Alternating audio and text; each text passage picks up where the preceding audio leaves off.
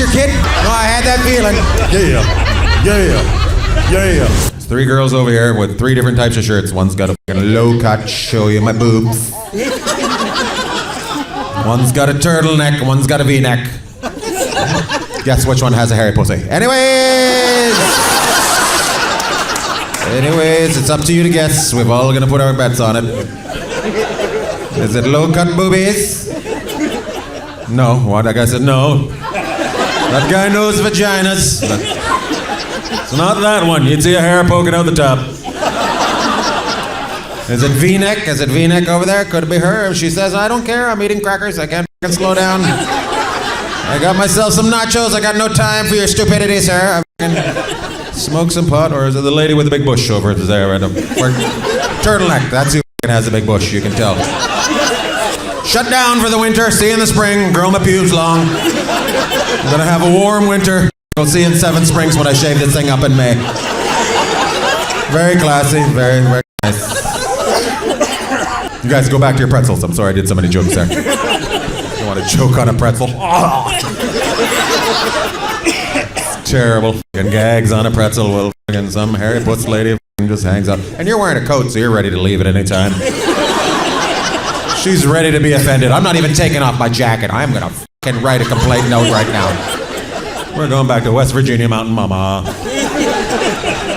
Take my Is that where you live? Do you live in the old WV? Where do you live? Blum. Plum. Is that a place or a fruit? You just yell some sort of car accident without a seatbelt, and now you answer weird. Where do you live? Plum. I like fruit. Oh, but where do you live? Peaches. So what's going on, Cody? How's Plum? What do you guys got? You got kids out there? You got kids out in the plummy? Not at home. Not at home? That's the best way to do it. Have some kids, make them live with somebody else. Did you guys do that, or did the government take them away from you? Oh no, is that what you said? Oh no. Don't answer this question, I don't want to cry. Are you single now? Are you single? What kind of man are you looking for? Let's put it out there. Let's find you one there. Yeah, pointed right at you. We looked at each other. There's not that many people in here. You can't get lost. Holy sh**. Me? We're 5 feet away from you. You're married to who? It's not here. Someone that's not here? The haircut might be questionable, but she... The hair... Holy f***. Oh my God, her friend just said, she looks like a lesbian. But this bitch can suck a cock like you wouldn't believe. She just doesn't like her hair pulled, so she keeps it short. That was f***ing awesome. Yeah, I didn't even have to do the joke. You just threw her under the bus. Push. Get under there.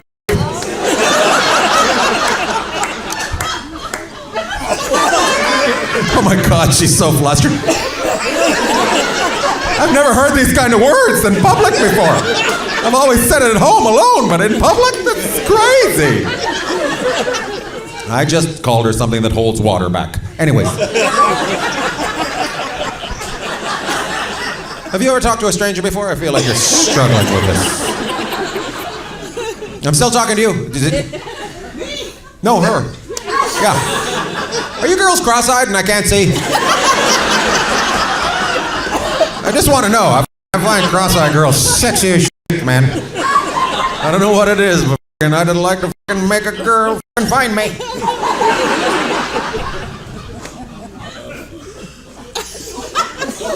I asked a bunch of questions. Could you answer one of them? I can see why he didn't show up. He just wants a break from having to talk to you.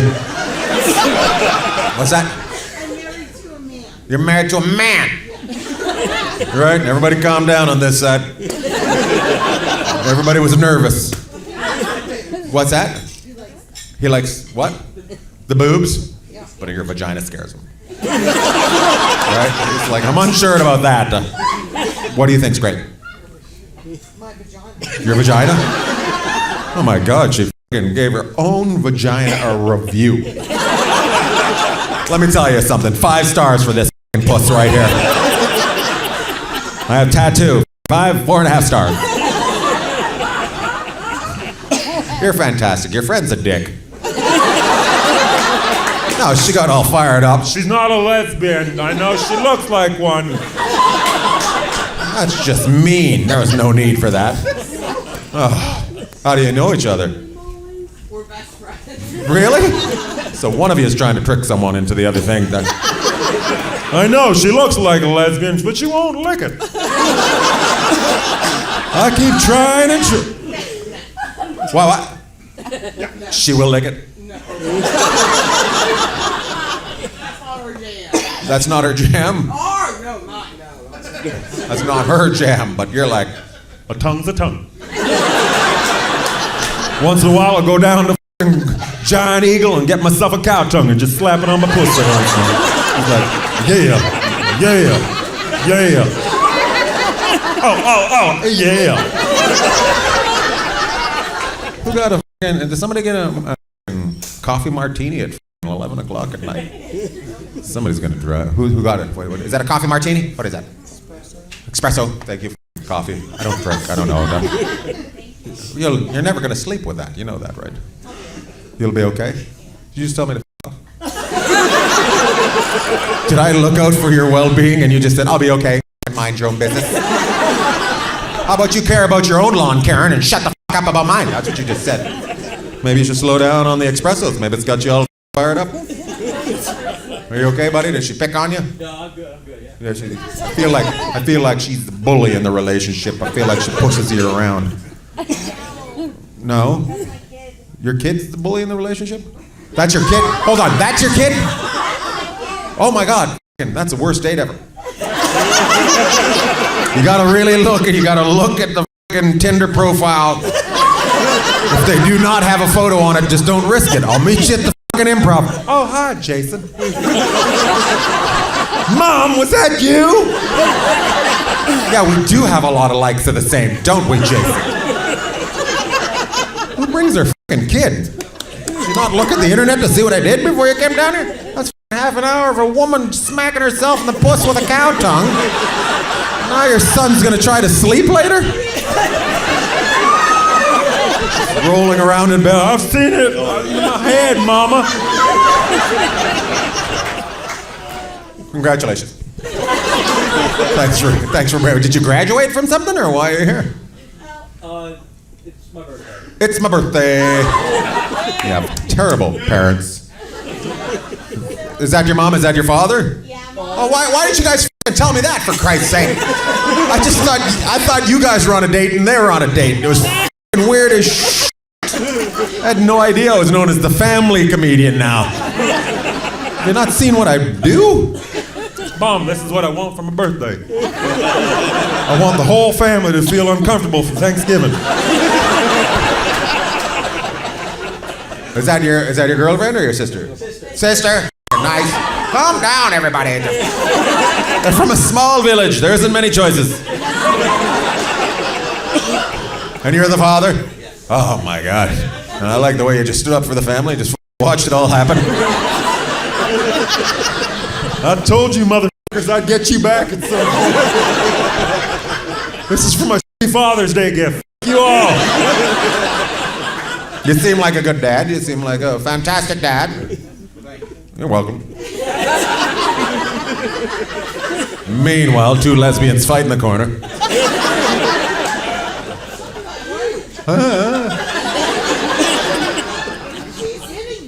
Yeah. That's a great impression of a little duck with giant tits. Is that guy asleep right there? That guy right there. You okay, bro? You texting?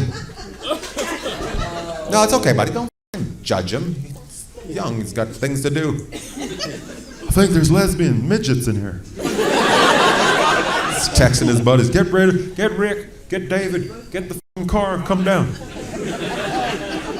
How old are you? 41? You fucking look great. I want you to shave that off and take a look at you. Married, single? Because I know a girl over here that doesn't know what she's up to. Happy and single, so divorced, huh? Sounds like you've been through something and you're ready to fucking just, you know. What kind of girls you like? Because I got 3. You like low boobs? Oh, she gave me a hand. I will fucking slap you. You said no? Why? What's wrong? I don't like his anatomy. You don't like his anatomy? Yeah. It's the best way to put She's it. a real lesbian. No. She's a real lesbian? Me. Not my type. I didn't really understand what you were talking about. I don't like his anatomy. I was like, has he got one leg longer than the other? I thought you were a real fucking judgmental bitch. He's got too big of a penis. You like a small one that you have to find. And you're together? Oh my God. And how does she fit in? Sister-in-law. Sister-in-law of My brother. your brother. Where is he? Bear camp. What? Bear Bear camp. camp. Bear camp? Bear camp. So he's learning how to large gays? You do what you want with that. Bear camp? Yeah. Is that Seven Springs? Up at Seven Springs, large gay men. Do you don't know what a bear is? I know what a bear is. I You don't know what a Seven Springs is? Springs 7. My God, lesbians are hard to talk to. What do? Are you a cop? I feel like you're... Are you a cop? Yeah, I had that feeling. No, I had that feeling. You were struggling for control, so I could feel it. Somebody respect my authority! Meanwhile, everybody else is having fun, and she's all... I want to shoot you in the leg! Mm-hmm. Are you a cop as well? Hell no. Hell no! I just f*** the police.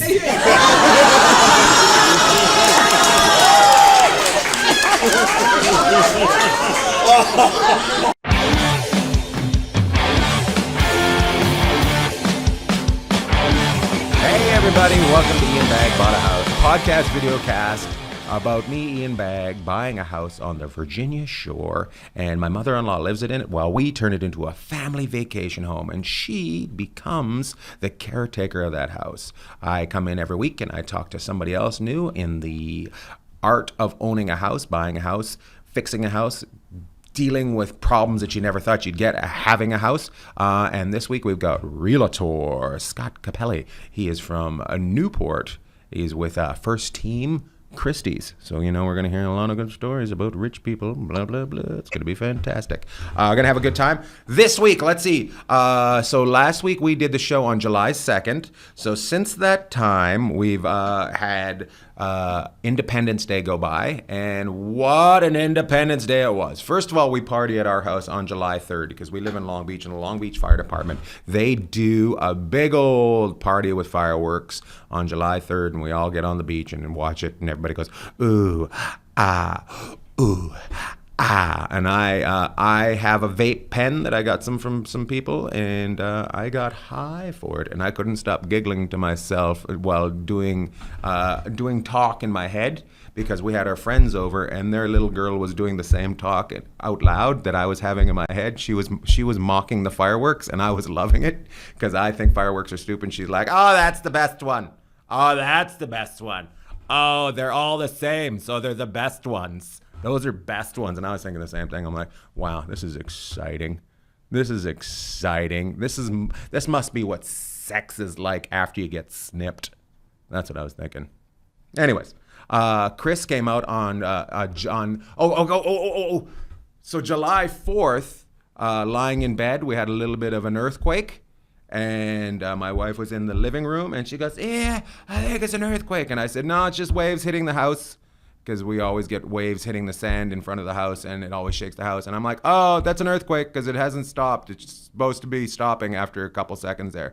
And so I just lied in bed. You're supposed to roll over, is what you're supposed to do when an earthquake happens, and you're in bed. Roll over, hide your organs from things falling from the roof, and protect your neck and head so you don't get killed. Just to let everybody know, I know what you do during an earthquake. I just don't do it.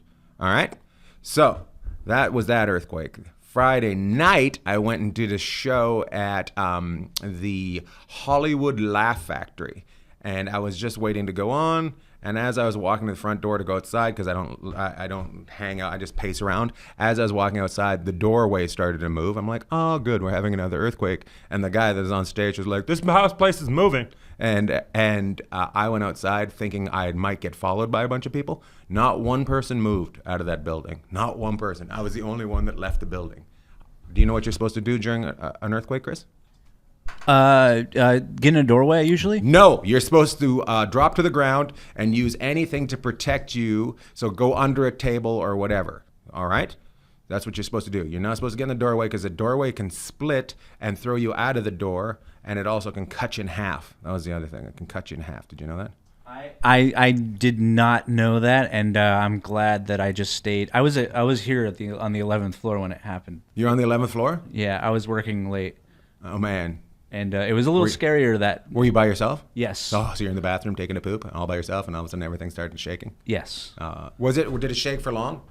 It was a good it felt like 4 or 5 seconds. Yeah, it was a while. So when I was outside, there was cops pulling people over just before it happened, and they had motorbikes, and the one cop kept holding onto his motorbike. He goes, I think it's going to fall over. I don't want it to fall over. And I'm like, let it fall over. Don't save your motorbike, dude. Save you. But the stoplights were doing this. They were waving back and forth.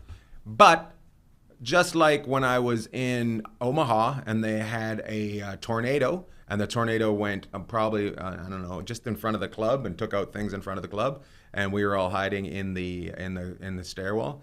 As soon as it was over, everybody went into the showroom and we did a show. So I went on stage as soon as the earthquake was over, and all I could think was, this is the longest 15-minute set I've ever done, because I want fucking out of this place. That's all I was thinking. I wasn't being a pansy, but at the same time, I was like, let's get this over. I've never looked for the light. I'm like, please let the light come on, hurry up. Let me get out of here and let Chris Fonseca go on stage and be killed by this shit. I want out of here.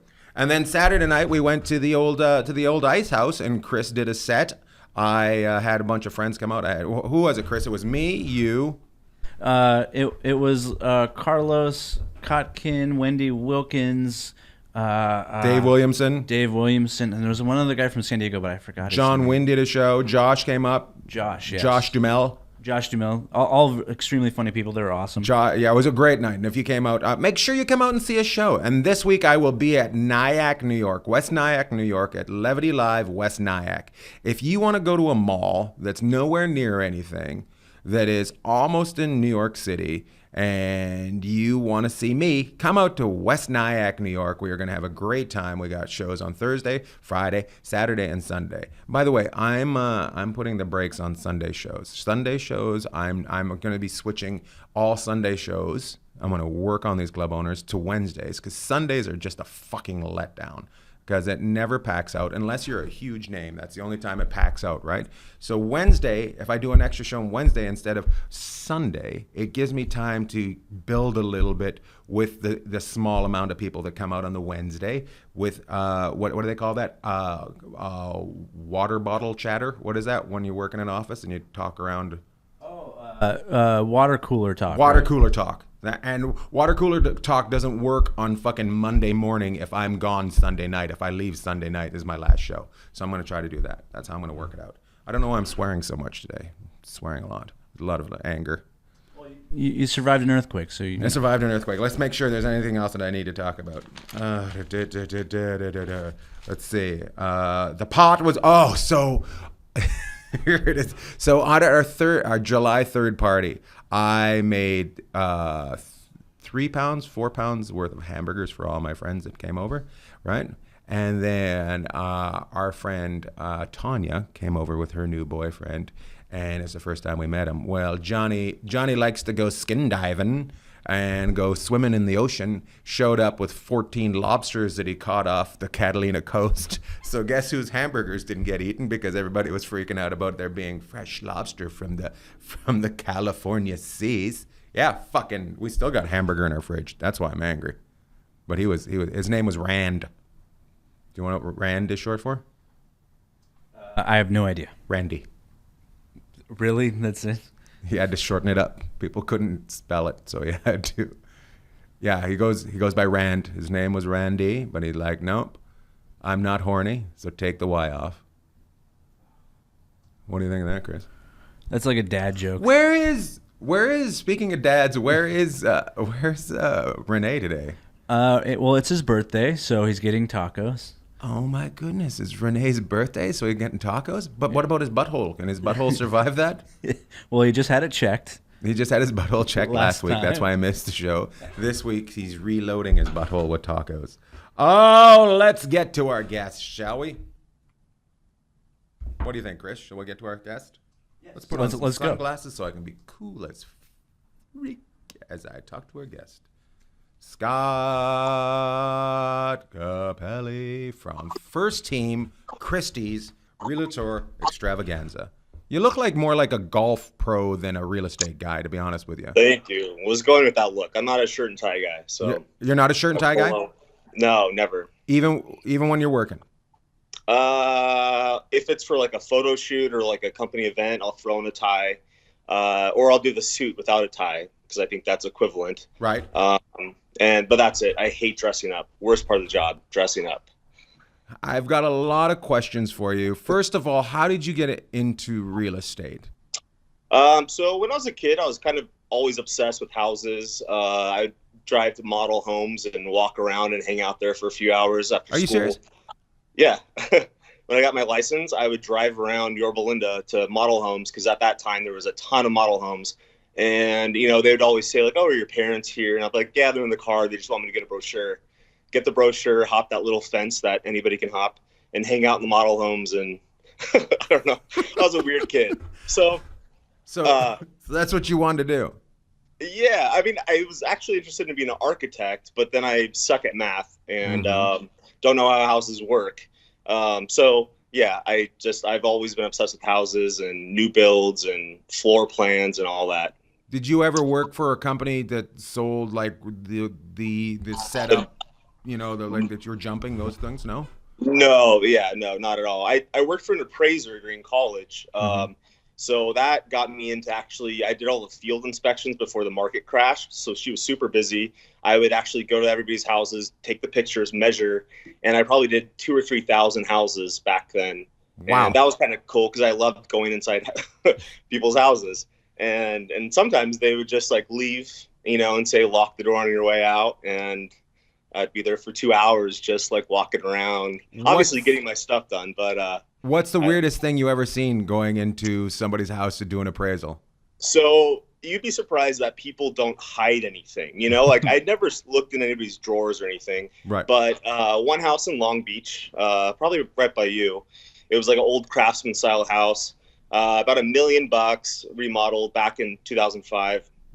They left the biggest dildo I've ever seen in the shower. Like it was a suction cup one on the glass. And part of my job is you had to take a picture of bathroom and the kitchen. You have to take certain pictures for the lender. Right. So I texted my boss saying, hey, like, I don't know what about this, bathroom picture. And she's just like, move it. So I get in the shower and I take like a towel and I just knock it down. And then I like angle it and take the photo, and I was on my way. What's great about it? It's moved to a different place. So when they come home, they're like, this isn't the right height. Yeah. So that's awesome. That was the strangest. And I'm pretty sure it was our down the street. This couple, Vince and Chris. I'm pretty sure that's who it was. Just to let you know. Probably.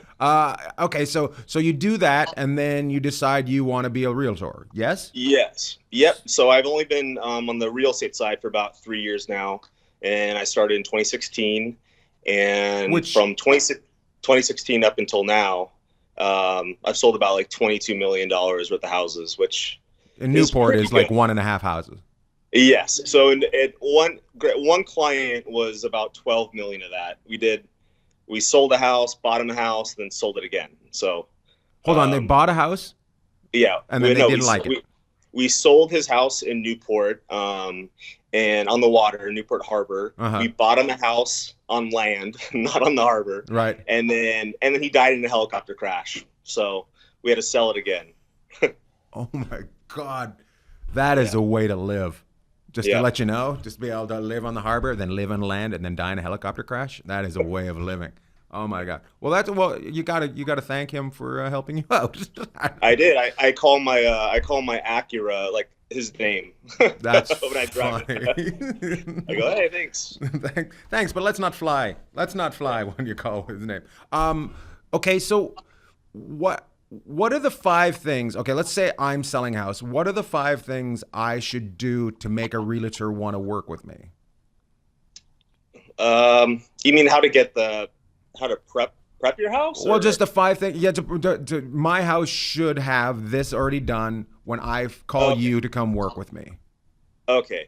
So you should kind of already do your homework and, based off, I mean, everybody has access to Zillow or other websites. You should know what kind of stuff, is selling in your neighborhood, so you don't have an unrealistic expectation of a sales price. So you should do your homework ahead of time about, okay, here's a range of what I think it is. Right.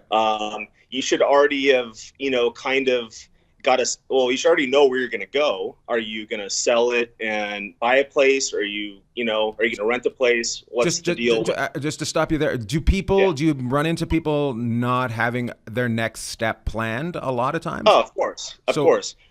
Especially, a couple of years ago when the market was pretty hot, everybody wanted to sell their house and they didn't know where the hell they were going to go. Right. So, that turns from, okay, like I'll rent a place until, prices go down, I could buy something. But then they go look at rentals and they realize, the rent amount is so high. Oh, now I want to buy something. Well, We're still on escrow, so I would recommend, knowing your next step in life. And that goes with a timeline as well. Are you willing to have the house sit on the market for a year? Are you, or do you want out now? These are all things before I come over, you should know, because that's pretty much what I'm going to ask you. Also, if you know, like the payoff amount, the loan payoff amount, any liens or anything, because we'll know right off the bat when we get the title prelim report, what's going on with the house. And oftentimes people are like, oh, I didn't know I owed $10,000 to Chase, and I forgot to tell you I'm still paying off a pool. Right. Like my last house, the homeowner, they remodeled it, and I thought everything was good, and then we're about to close, and then this lien on a pool comes up, and I'm like, oh, you're paying off a pool? And it wasn't even a nice pool. Like, he remodeled the pool and owed $10,000 on the pool, and it wasn't even nice. Well, if he needs a new pool, we have a pool guy that we had last week that is fantastic. So you let us know if you need a pool. Nice. So know your liens, know your next step. Know your value. Okay. What else? Just know that it's not an easy ride sometimes. Right. It's not like the TV shows. Right. It's not that. It doesn't wrap up in 30 minutes.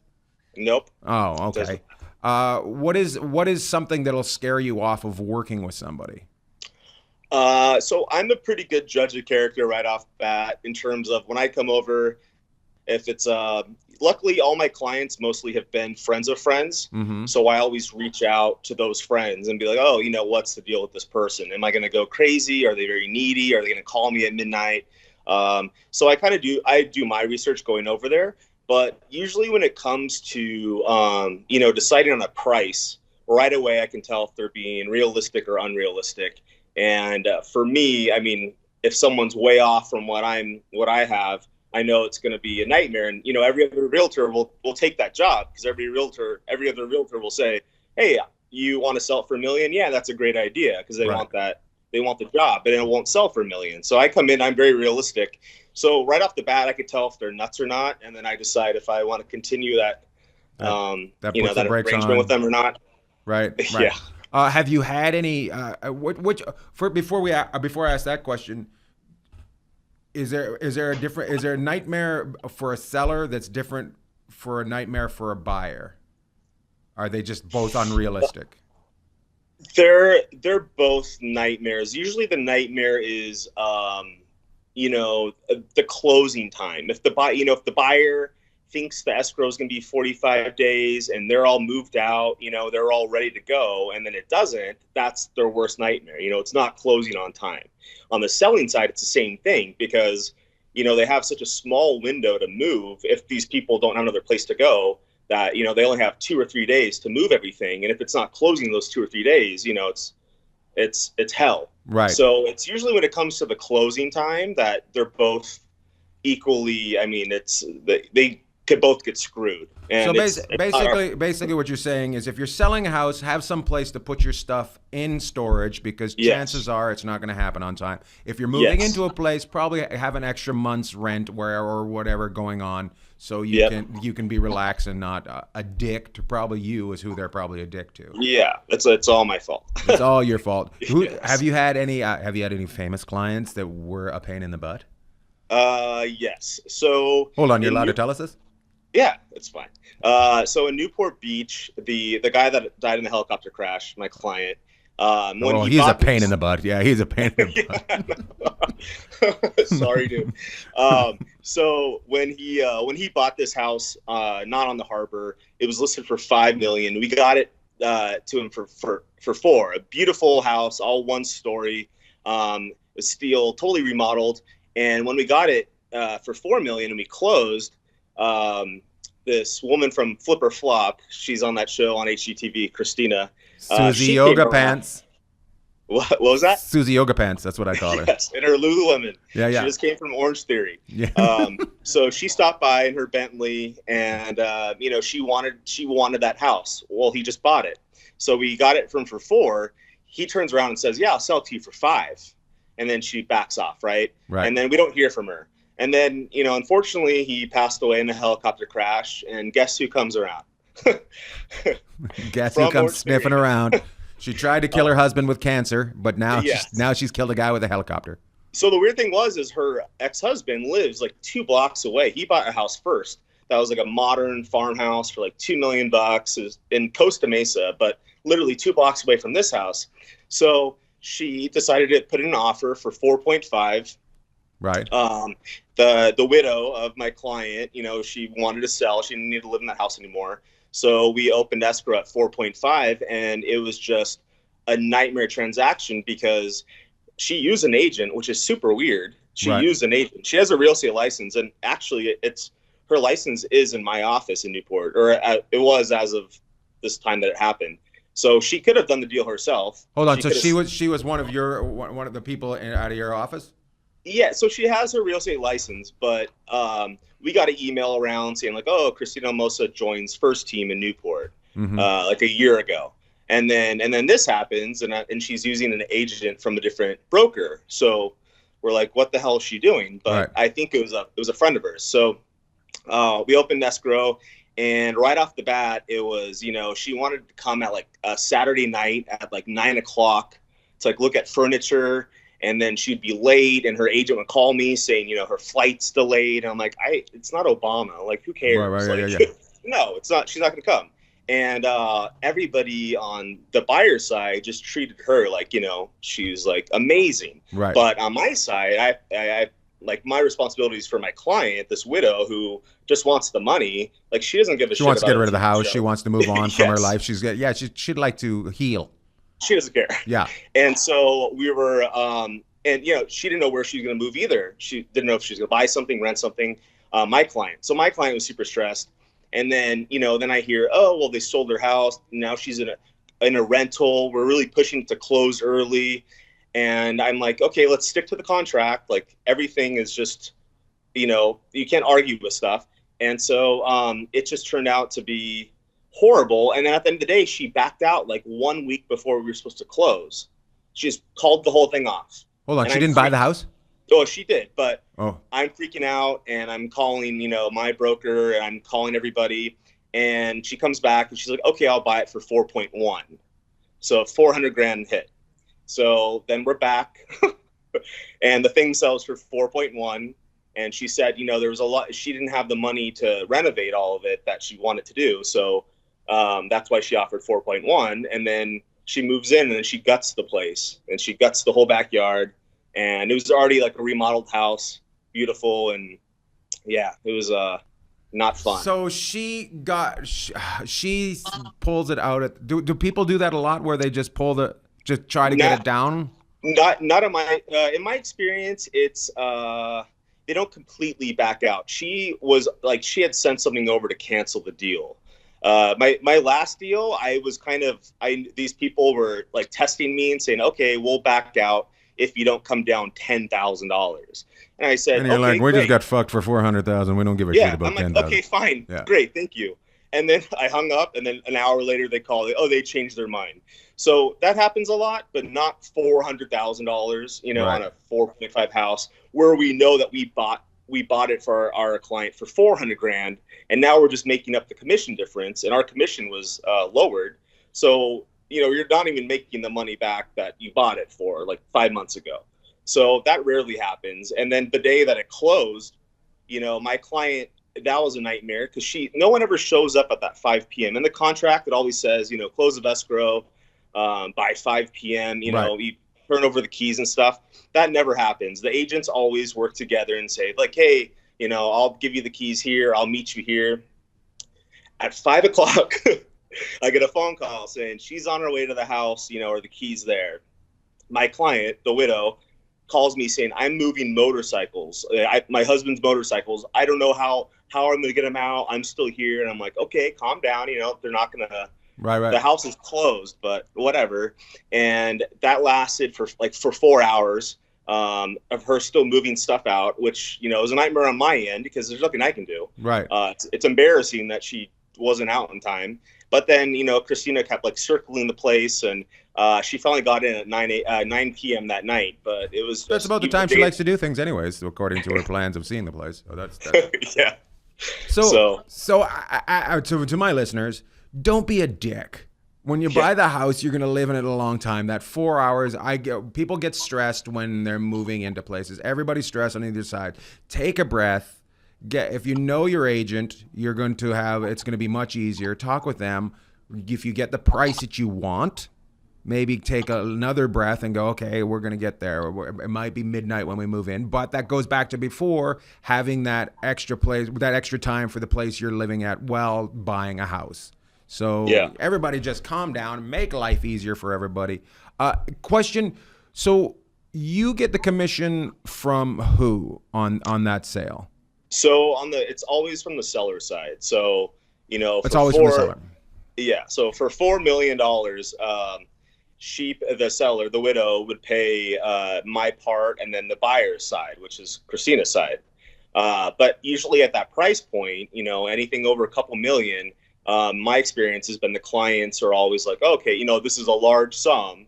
And, you know, you're doing the same job as you're doing for like a $500,000 house. Right. You know, when it comes time to negotiating or repair requests, you always cut them a break on the commission, or you just take a hit. Right. And for me, I mean, it's a lot of money, so I don't mind doing that. However, it's just it's strange that at that price point, you know, that's when they get cheaper. Yeah. That's closing costs. When somebody says we'll cover the closing costs on something, yes. What does it mean? But why is that such a big deal? Like, to people, I notice on all the shows I watch and some of the things that I've learned, the closing costs is a big deal to everybody. It's I don't get it. It's the same thing as, like, you know, I'll pay cash for it because at the end of the day, you're getting a check. Right. It's not like you're getting a safe with cash. I know. Whenever they say cash, I get so mad. I'm like, there should be a big lump of saran wrap cash in the driveway, right? Yeah. The counter. Yeah. No. So literally, when people say cover your closing costs, it's exactly the same thing as, okay, I'll take a hit on my commission. I won't get 2.5%. I'll get 2%, right? Because that 0.5% is several $1,000s, and that's usually the closing cost. So it's like you come off as like, oh, I'm getting this commission for the normal 2.5% commission. Maybe something comes up. Maybe the clients are iffy about you. You go, hey, I'll cover closing costs. Oh, yeah. Oh, wow. Great. You're amazing. Right. But it's basically the same thing as, you know, just taking a hit on your commission. But yeah, that's the escrow title fees at the end of the transaction that all get deducted out from like the payoff amount for everything. So it's not like I'm putting in my money. I'm just getting less commission back at the end of the day. Why is it so much harder to get a bank loan for a house than, I know it's a bigger amount, but when you get a Best Buy card, they want to check where you've lived and for the next couple of years. I just think it would be easier to get a house where they know where you're going to be living. You know what I mean? It doesn't. Yeah. It doesn't make sense. That it seems like there should be some sort of sliding scale where he's going to be there. We know where he's going to be. He's getting that house. So I've never actually thought about that.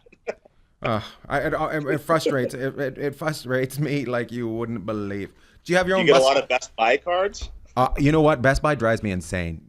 I love Best Buy, and I try to not use my Best Buy card, but they just give you, it's gonna next thing you know, I got another gigantic TV for no apparent reason, a PlayStation, and blah blah blah blah. But I and they keep changing. They change.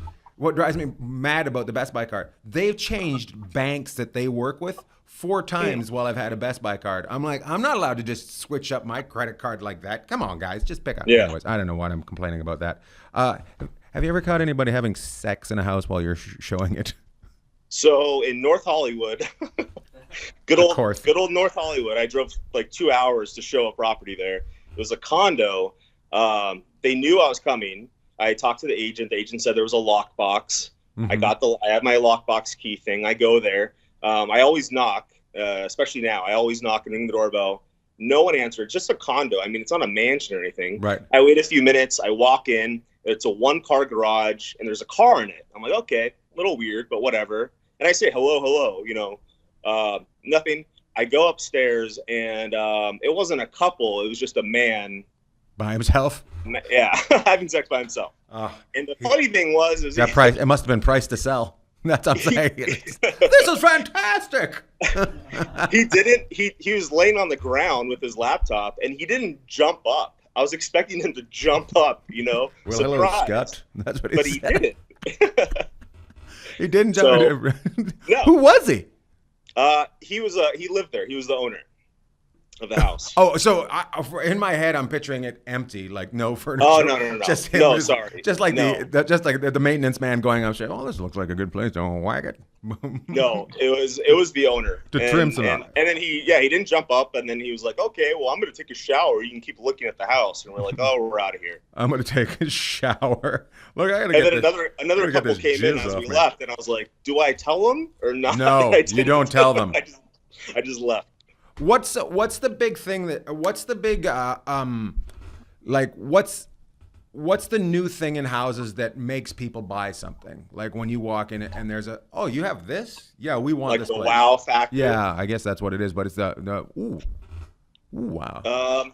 It's probably, I mean, it's always been kind of the kitchen, and the kitchen still is pretty big on people's lists. People walk in houses now because they watch all these shows and assume that there's going to be a wine fridge, a warming drawer. So I'd say that's like the first thing that people look at. Also, the outside space. A lot of new builders now, have these Californian rooms, which are just enclosed patios, and that's their whole backyard. So it's rare to find a big yard anymore. Mm-hmm. So I believe people want big backyards still. So I would say the backyard and the kitchen for sure. Nice. Energy wise, do people look for solar power? Is that a selling point? So I had 2 solar panel deals. Both of them were leased, which, you put that on MLS when you're selling a house. Like, these are leased, they're not purchased, meaning you have to assume the lease. Right. Well, depending on the solar power company, that could be easier. That could be a pain in the ass. Me personally, I wouldn't buy a house with solar panels because you don't know what the technology is going to be like in 5 to 10 years, and you're signing these contracts for 20. Right. So to me, I wouldn't. However, if you use a lot of electricity and it looks like a good deal, then I would. So this last house I just sold had solar panels.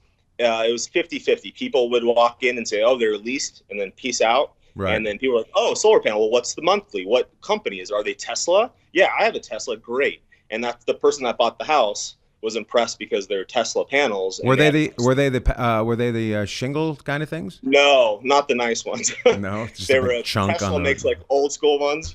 That's awesome. Yeah. Chris, do we have any questions for Scott before we get going? Because I'm going to ask him a couple more questions, and then we're going to get flying out of here. Let him have his day, go out and sell the houses, take down some more people from reality TV because he's got that reality. I don't know how much. I didn't know she had $4 million to actually buy for a house. Well, I'm not going to go into her financials, but Yeah, funny. it was not a cash offer. It was not a cash offer, and she needed to get down to 4.1, and she's probably sold it for 4.5, trying to make herself $400,000. Tell people where they can get a hold of you to if they want.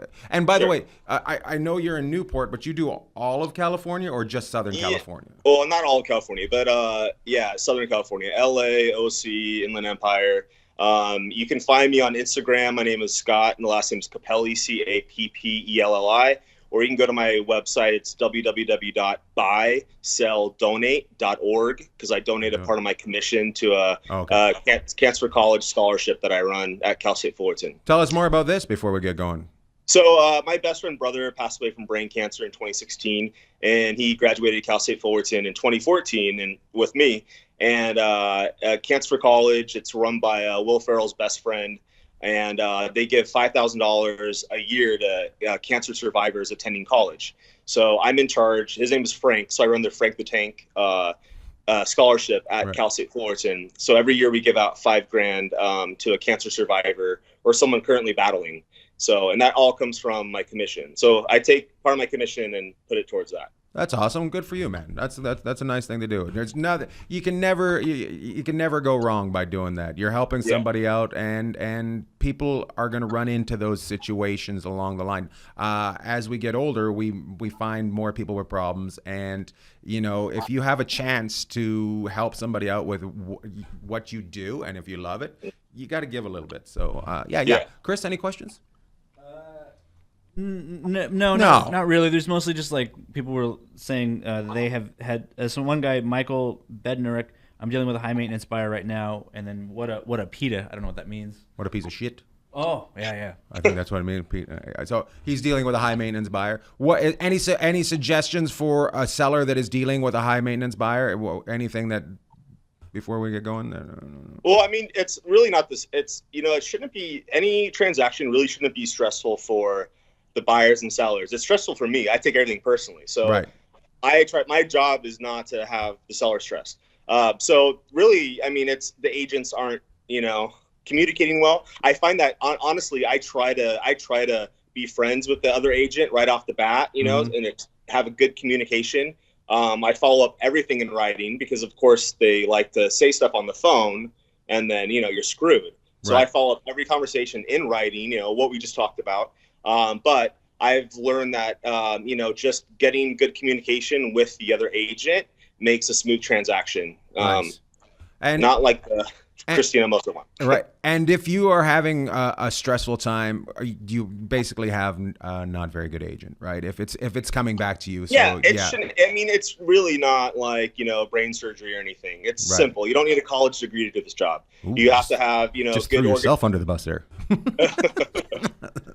But yeah, I mean, I take everything personally. I work really hard and to avoid stressing my buyer or seller out. So let people know, get yourself a good real estate agent, talk with them for a while, make sure that they're gonna deal with it for you. Make sure you have extra time on leeway for when the closing happens.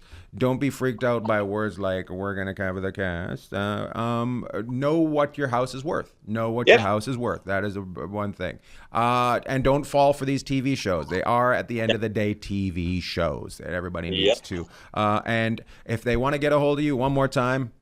Instagram, Scott Capelli, Cappelli, or go to buysellDonate.org. Nice. Thank you, Scott, for dropping by. Ian Bagg bought a house, and next time I'll be buying a house in Southern California, so get ready for a pain-in-the-ass client. Boom, boom, ba-doom, boom, boom, boom. Have a great day, bro. All right, you too. Bye. Oh, that was nice. I like it. Go see Scott. If you're buying or selling a house, go see Scott and give some of the money back to he donates to it. And that's great. I love that. I love that people don't have to have all their money. Like, too many people, right, Chris? They just take their money and just There's my big thing with companies now is that we need to be $1 billion company within 5 years, not 10. You know what I mean? If you can pay your employees a little bit more, and it takes you 10 years to be $1 billion company, and you have better employees. You pay people. You just make people, like, at the end of the day, quality of life, right? Yes. And 500 million, you're going to have a pretty good quality of life, right? Yeah, I would think so. Yeah, fuck, I'm right. Any questions from the people? Anything that I should know about before we get going? One last thing. Well, a lot of people were saying hello. I'm sorry if I missed that. But James Coberly, it's incredibly hard to become an agent. I have a master's degree and didn't have the patience to read all the stuff in the way of real estate exam. I got like halfway and gave up. Well, that's James. I'm not being a dick. I know you have a master's degree, but it's being able to be interested in that area. You know, you may be a doctor, but if you're not interested in real estate, you're not going to get through that reading. Whereas I'm not going to get through getting through the reading to be a doctor. It all depends. I would always hire somebody that's passionate about a career over somebody that just happens to do a lot of business but kind of hates it. You can tell from a person. You can tell when you meet them whether they think they should be doing something else, you know? Like Chris has that attitude. Yes. You think you should be hosting, not producing. You're like, this is bullshit. I thought you meant I like producing. I like doing everything. That you had a good attitude? No, yeah. I think you got a bad attitude, Chris. Oh. I gave Chris a shirt. Let's see. Coming up this week, Nyack, New York. Next week, I'll be in Lake Chelan, Washington. The week after that, I will be in Ontario, California. Tonight, I will be at El Cid doing Who's the Ross talk show. I'll be a guest on a talk show. I used to do back in 2004 to 2008. I did a live talk show from Hermosa Beach and from the Friars Club. It was called the Ian Bagg Show.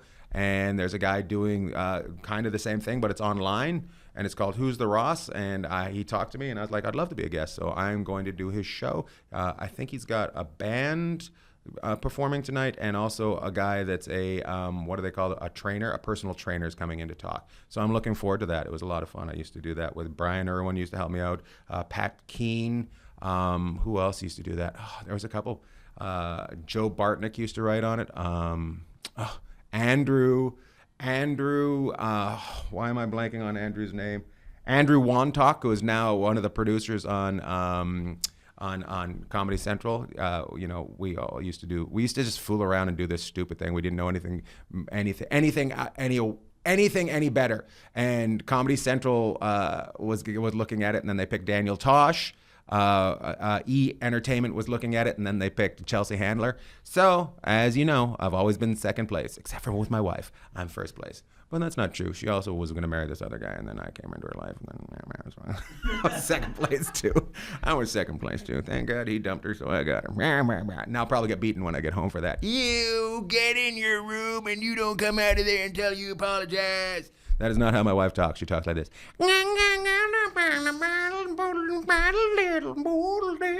And then she puts a country accent on it.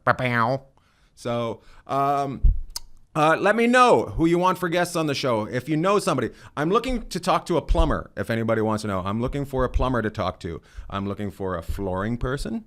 I'm looking for, what else am I looking for? I'm looking for an electrician. I'm looking for everything. If you got something to do with the housing community, with just putting things into a house, building a house. I actually have a guy that designs houses that's going to be coming on the show. So and like an architect? Yeah, an architect, but he works for a company, and he's going to come on and discuss out of Florida. So he will have lots of information for us about hurricanes. There's an architect firm next to us. Those guys are always pooping in the bathroom. They're always taking note. Yeah, I don't trust them. I don't trust those guys either. I call them the deucers. Deucers, housing and such. I know a really good cabinet guy that does kitchen cabinets. Let's have him on. Yeah, I'd love to talk to him about cabinets. So also make sure you check in for Ian's Lunch Friday. I do that on Facebook as well. I'm going to start doing something on Instagram just called Ian, because that's how I think about myself. Ian. Anyways, thank you for everybody for tuning in. We're going to check out now. Have a great day. Facebook, thanks for giving us this platform to be dicks on. Boom. Boom, boom. Bagg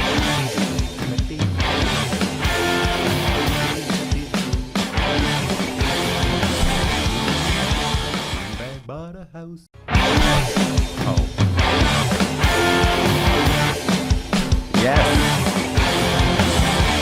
Welcome to Ian Bagg Bought a House, a show about me, Ian Bagg, buying a house on the eastern shore of Virginia, and my mother-in-law lives in it, and we're fixing it up. It's a big old house, and it is going to be a family vacation home that my mother-in-law is the caretaker of. Today we got Doug Renfrew from Fresh Designs. We're going to talk about pools, backyards, and why you need to design it right. I'm here with Chris. Renee is on his way. He's getting his butthole fixed at the doctor. Had to get some things cauterized. That's we'll say that. I don't know what's happening. Is he there for him, or is he, because he's got kids, and so he's always got, he's one of those parents that actually gets them their vaccinations, so he has to go to the doctor, so he doesn't place all the vaccinations at one time. Spread them out. That's what I say. Spread them out a little bit. Don't take the kid down hard. He's a little bit small. Spread him out. But he's a good dad. That's what I like about it. He's playing with all those other kids. You don't need those. You don't need those gross diseases. No, that's true. And I believe that's why he's actually at the doctor for his child. I know you made a joke, but I did make a joke about Renee's butthole, but at the same time, it's serious. Renee does have a bad butthole because he likes hot dogs from the from Dodger Stadium. Yeah, he does. He's a big fan of the Dodger dog.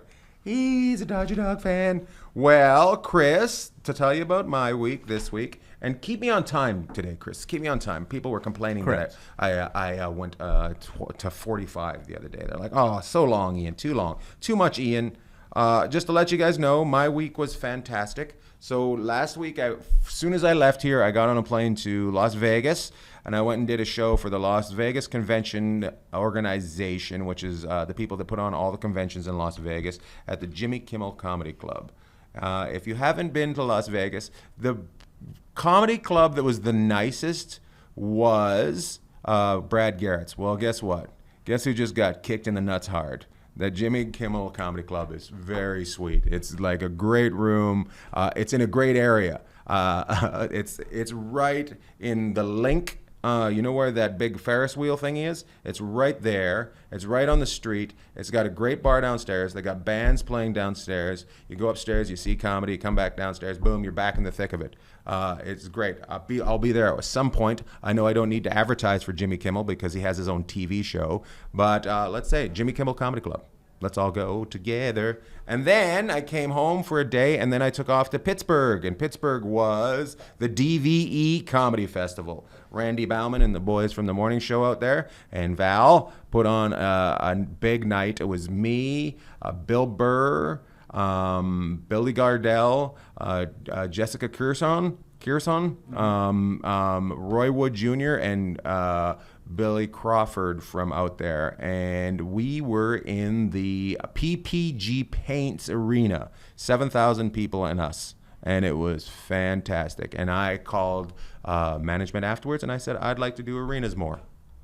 Yeah. And they said to me, well, you can, but there's going to be 7 people there. So you can get rid of the zeros on the end, but you can't afford it, Ian. So at some point we got to get into arenas, because I didn't ever think it was bonerific. It was so good, so good, Chris, so good. What's your biggest crowd that you've done so far, Chris?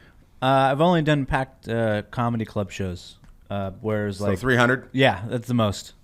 No, I had more than 300 in Brea that one night. Yeah, absolutely. Oh, you didn't go on that one though? No, not the one you did. No. I did it for other comics that aren't as fun to work with. Who was that? Who wasn't fun? Well, I don't want to say. I don't want to name names. I don't want to name names. But But that there's guy Andrew, he's a dick. yeah, that Andrew guy. What a. Like, last night I did. Yesterday was Canada Day. Everybody said, "What's Canada Day?" Well, July 4th. It's basically Canada's July 4th. So I guess it's the day that we became our own independent country. And for Canada Day, the big celebration is at 9 a.m. Pacific Standard Time on July 1st is when the NHL free agency draft begins. So people become free agents, and that is the best part about Canada Day, because that's when young Canadian hockey players become millionaires. And it is the best part about Canada Day. We get to see our teams have a chance before they start the season, or we get to see them blow it before the season starts. I don't know what's your favorite. I think basketball's is on the 30th, right? The draft? Yeah, not the draft, the free agency.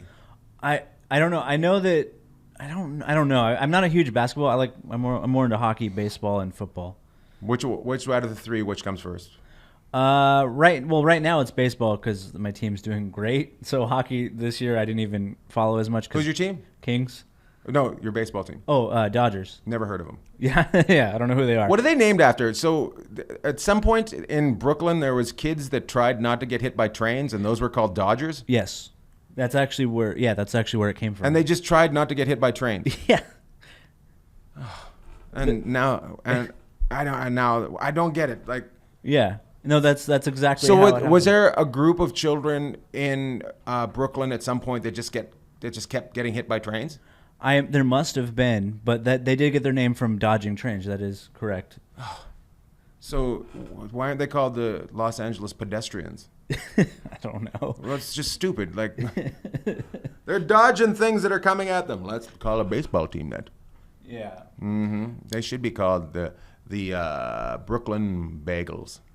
That would have been a pretty good name as well. Those bagels from Brooklyn, they're out of control. If you want to get all your carbs at one time, you get a Brooklyn bagel, and you will be fucking carbalicious. Oh my god. Well, let's get going to it, Chris. Let's get. Before we start, coming up tonight, I'm at Hermosa Beach Comedy and Magic Club for the July 2nd show. Boom, baby, doom, boom. It's going to be fantastic tonight.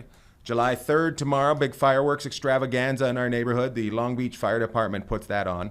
And we set up all over our beaches, we set up tents and stuff. And yesterday, this lady from the city came along and started ticketing us while we were sitting at the beach. And I'm just like, she goes, you got to move this stuff. And I'm like, well, we're at the beach, so this. And she goes, no, you can't keep this overnight. And I'm like, it's noon.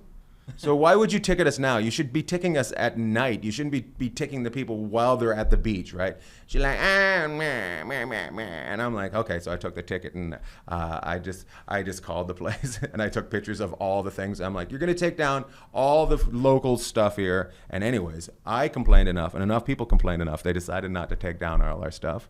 And now we are set up at the beach, and it's gonna be a fireworks extravaganza. I've got edibles. And it is going to be a big, you're probably going to see a 911 call about me, because I don't know if you ever see old people that do edibles. Yeah, it's going to be me just lying on the ground crying. Are you just going to say you're dying? I'm dying.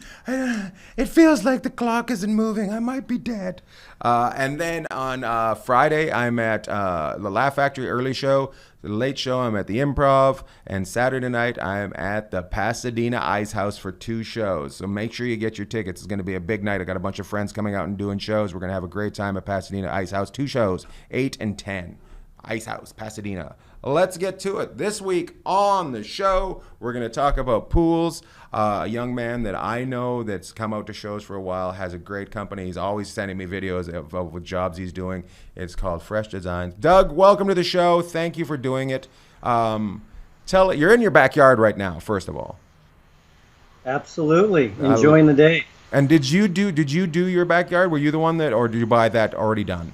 No. This came from literally a decrepit, ancient shell of a 1971 craftsman-style house that the backyard was dilapidated, and there was nothing but a hillside filled with rubbish and pine trees and palm trees and crap. So I took it, converted it, and slowly made some progress, and voila. Voila! Can you tell people what you have in your backyard? You have a pool, and I can see you have some sort of like, what is it, like a grotto? Do you have a grotto? Yeah, exactly. So behind me, we got, let me see if I can pan that up around a little bit. Look at that. Let's see.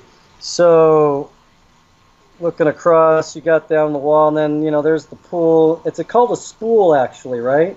So that way you have the grotto right back in there. That's a 10-foot in diameter grotto that has a waterfall that I can turn on and show you right here real quick. Give me a second. Select. Of course, you got to do it all manual with a little, little remote, right? Oh, yeah. So here we go, and then you kick on the over pump, and then of course the water will feed from the top and spill into a second pool.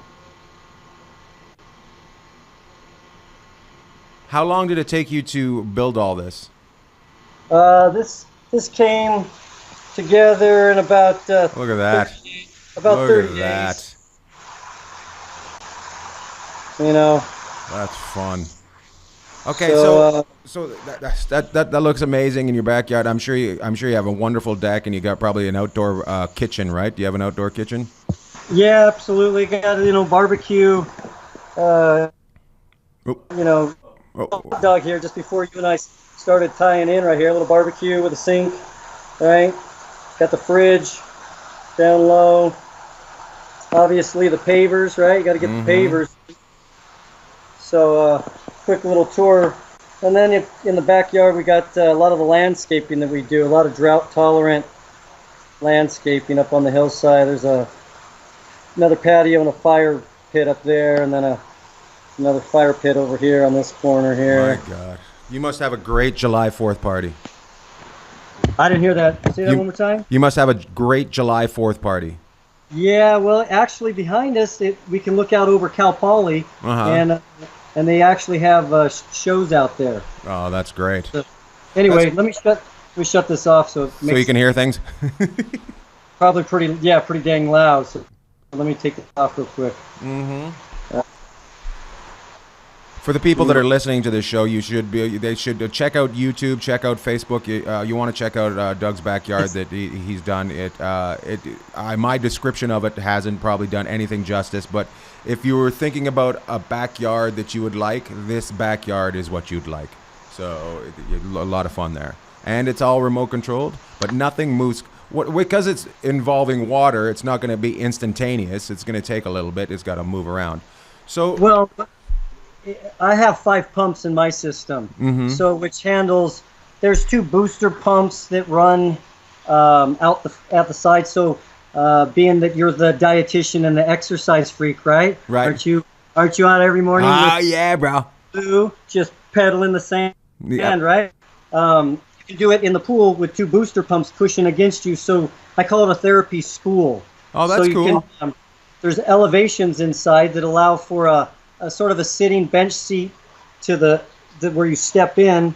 Also, mine, the way I did everything, where you have to take out so much dirt in ground, I raise mine up so you have a seated bench area also that you can incorporate in, seated level, less to dig, less money coming out, right?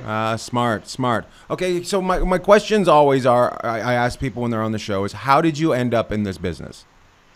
17 years. I started as a 17-year-old, I should say, with a company called Muir Chase Plumbing out of Glendale, family business with plumbers and such. So started out as an apprentice, got into plumbing, did that for 4 years, turned out, got into a business with my cousin. That went for a few years until I decided to do my own plumbing. So I've been in plumbing my whole life. So everything I look at visually when I come to look at a house is I kind of x-ray it real quick in my mind how this is plumbed, how it's running, the electrical's running, so you can make observations and tell a customer that's impossible or it's absolutely doable. Versus, well, I'm gonna have to go in the attic, I'm gonna have to go in those walls, I have to open up walls. You shouldn't have to do all that. Right. Well, that's great. Question for you: what is the biggest mistake a new pool owner makes? They think it's about price. So they try to go cheap, is what you're saying. Yeah, it's not always about. It's about getting what you want to pay for. It's not about the cost of the actual construction. Rebar is what rebar cost is, right? Right. Concrete is what concrete cost is. Can you pump it for cheaper? Sure. Do you have a pump? You can. That's a cost that you can deduct out of the equation. But otherwise, the majority of the time, cost is cost. The only way you're going to save it is in your labor. You're not going to do a union guy, right? Union guy's going to cost you an arm and a leg. You're going to have someone that's a non-union, but it's going to be a contractor that's licensed, obviously, and bonded. Sure. You brought up rebar and cement. Do you always do cement pools, or do you ever do fiberglass pool? We gunite, so it's always rebar then gunite, and then come sorry. back over with different types of plaster. Gunite is a sand cement mixture that you blow into the pool, and it creates a hard, basically a bond beam around the entire structure of the pool, holds it in place, keeps the integrity of the pool. I see. So you prefer that over one of those pre-made fiberglass pools? You've seen those? You know what? I do, because you can't, the molds that are available, with very simplicity. If you're just going to be a lap swimmer, right? Mm-hmm. And you want a couple of jets, sure, you could drop in a 14 by, 10 or something swim in place spa pool, and it would be quite a bit cheaper, sure, obviously. But you're not going to get the design aspect of the backyard and the landscaping. You can add it, but you're just going to have to put that sort of configuration into it. It's kind of a big deal. Right. When buying a house and there's already a pool in that backyard, what are the chances you're going to have to repair it, replace it? Are usually when you buy a house, you're going to have, and it's got a pool, you're going to have to do something to it. Am I wrong? 50%, sure. Usually the integrity of a pool stays. If it's been built correctly, the integrity stays. It's all about the finish. Replaster, retile, recoping, re-patio deck it, right? You might concrete it, you might paver it, you might put some Trex deck down or something along that line, some plastic type decking. What's the biggest pool you've done? I'm sorry? What's the biggest pool you've done? Like how big? Size-wise? Yeah. I did a pretty neat pool in Laguna that was it was a giant lap pool. The guy was an ex-swimmer that wanted to get his groove on early in the morning, so he came right off the back door with a short piece of concrete with some synthetic turf so he could stretch and then dive straight into the pool. And it was probably 45 feet by 15 feet wide, but it overlooked. It had a nice sheer edge, so nice. It had a real great view of the Bay of Laguna right there. So it was quite striking. But that was probably the largest pool I've done. I try to incorporate a lot of the spools and that idea because. I'm sorry, we lost you there. You just cut out. You cut out. We missed the last part. A lot of okay. Irvine, those areas are so small. Those backyards are so little that you don't have room for a giant pool, and you still have to make use of a backyard space. So that's where I come into the creativity side, is to figure out how to make it work best without, tearing out the house and making the budget so extreme. Right. Salt water or chlorine? Well, this is a saltwater pool. Now, remember, salt is a basis that it makes up the chlorine, in the pool itself. So there's ionizers in the pool itself that you have the water system running through that creates that salt system. You can have just a basis chlorine pool. It's really, to me, it's the feeling that comes out on your body. Chlorine, you come out a little bit itchier, I think, versus salt system, you come out a little smoother, a little softer, more like a soft water system. Ah, interesting. So it's not a cheaper thing; it's just a feeling thing, right? It's. Yeah, I mean, really, the same price. There's a salt generator. It's $1,000 extra maybe that you include into the system, but now the Pentair units actually have it built into the panel. I mean, they used to be built into.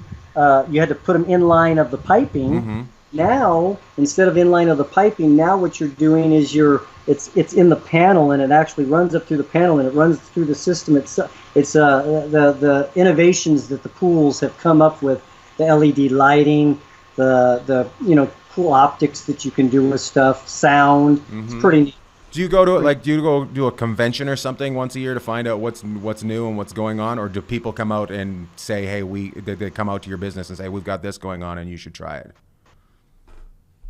And always contact me, and we can always direct it. They can contact us, and we can direct them to their local pool and or area, because it's too much information to just kind of hand to somebody. It's really kind of a research thing. Right. Everybody should do their. I mean, I can tell you what I would do and why I do it, but there's other options that I have no reason to try or use. certain things that I like everybody to try to, do their own research a little bit. I can give your them pointers. diligence. Yeah, due diligence is a must. A must. Okay, so if I'm thinking about getting a pool, what are the 5 things I should know? So 5 things you should know is the city ordinances and variances, right? You need to know how far off you can go on your setbacks, right? Most important. City rules. So I know that you had talked about sticking your pool directly on the back perimeter of the fences, everything you can get. Well, you can't do that. You have to have there's easements and or like Southern California Edison might have an easement that you have a setback from. So you got to really be cognizant of that. You would get that information from your local city building inspectors or building permitting area. You'll go in there and give them your address and say, I want to know the setbacks. Oh, we've lost. Foremost, yeah, you don't want to build your pool I don't want to build my pool on property and later on have a dispute and then you got to rip it down because it's not in your property or in your area. So number 1 is rules. Number two, cost and budget in mind. Budget. Cost and budget in mind is huge. What happens is everybody goes, oh, I want a pool just like that. I should have that pool. And then they go, oh, well, yeah, but I'm on a hill. Well, you're on a hill. You know what they put up structural engineering, build structural engineering and walls, stem wall footings to support this 80,000-gallon pool, 40,000-gallon pool, whatever it may be. There's engineering and everything's involved. So that's all about cost and parameters. Keep that into check. You can't have Tony Stark's pool. It's not possible. Okay, so I think way to ruin everybody's wants. Not on my budget anyway. But anyway, that would be a dream pool if you could have that, right, overlooking that huge thing. It's doable with the right amount of dough. If you got the cash, everything is possible. But if you got the cash, everything is possible. Yeah. Number 3. Exactly. 3. Prepare for change orders. Guarantee change orders. You're gonna say, "Oh man, Steve's house, and Steve had the baddest tiki torches. Oh, I didn't have tiki torches. Can we get some tiki torches?" Hey, Ian, we already put the concrete down. Where do you want me to put the gas? How do you want me to run the gas to get to those tiki torches? Right. Oh, you're going to use those cheesy little propane ones? Okay, all right. Well, you can go that route, but that's the after fact. That's after the case. That's why they build that stuff, because you weren't ahead of the game. Right. Okay. So, Number 4, you have to have a material idea of what you're getting. Materials. You have to have an idea of aesthetics. What are you trying to achieve? Right? What is your scope?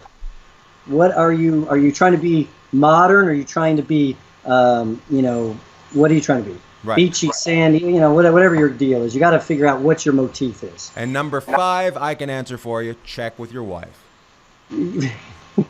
Absolutely, because whoever's writing the check, unless anybody knows, she's writing the bills and she's checking. Absolutely, yeah. She knows how much money's coming out of the account. Right, so check with your wife. When you drop that bomb and say, "Hey, honey, I just put a deposit on that pool for $40,000," and she says, "Well, you better get another job," I suggest you double check. Okay. One last question: when is the best time of year to start looking at doing a pool? There is never a bad time in SoCal, right? We know that. We have almost 300 days a year of sun. So pick a time. It doesn't really matter. It really comes down to, like I said, it really comes down to an idea, having a forethought of what you're going to do or why you're going to do it. Mm-hmm. If you're not going to, it's got to fit your parameter. It's got to be something that you want, or don't even bother, because all you're doing is wasting somebody's time to come out and give you some ideas that you can't even fit the budget that you're dreaming of. So, have it in retrospect. You have to keep it in. Sounds good. Doug, tell everybody how to get a hold of you and your company, and if they want to check out your Instagram, tell them how, because you've always got some sort of job going on, and you can watch Doug's stuff. So let them know. Absolutely, it's Tecton Group is who it is. Fresh Designs is what I use as my call sign that just kind of tells what I'm doing. It's a fresh design job. That's kind of my signature. But But 1 second, you just froze up. Wait, did we just lose him? I hope not. I hope we didn't.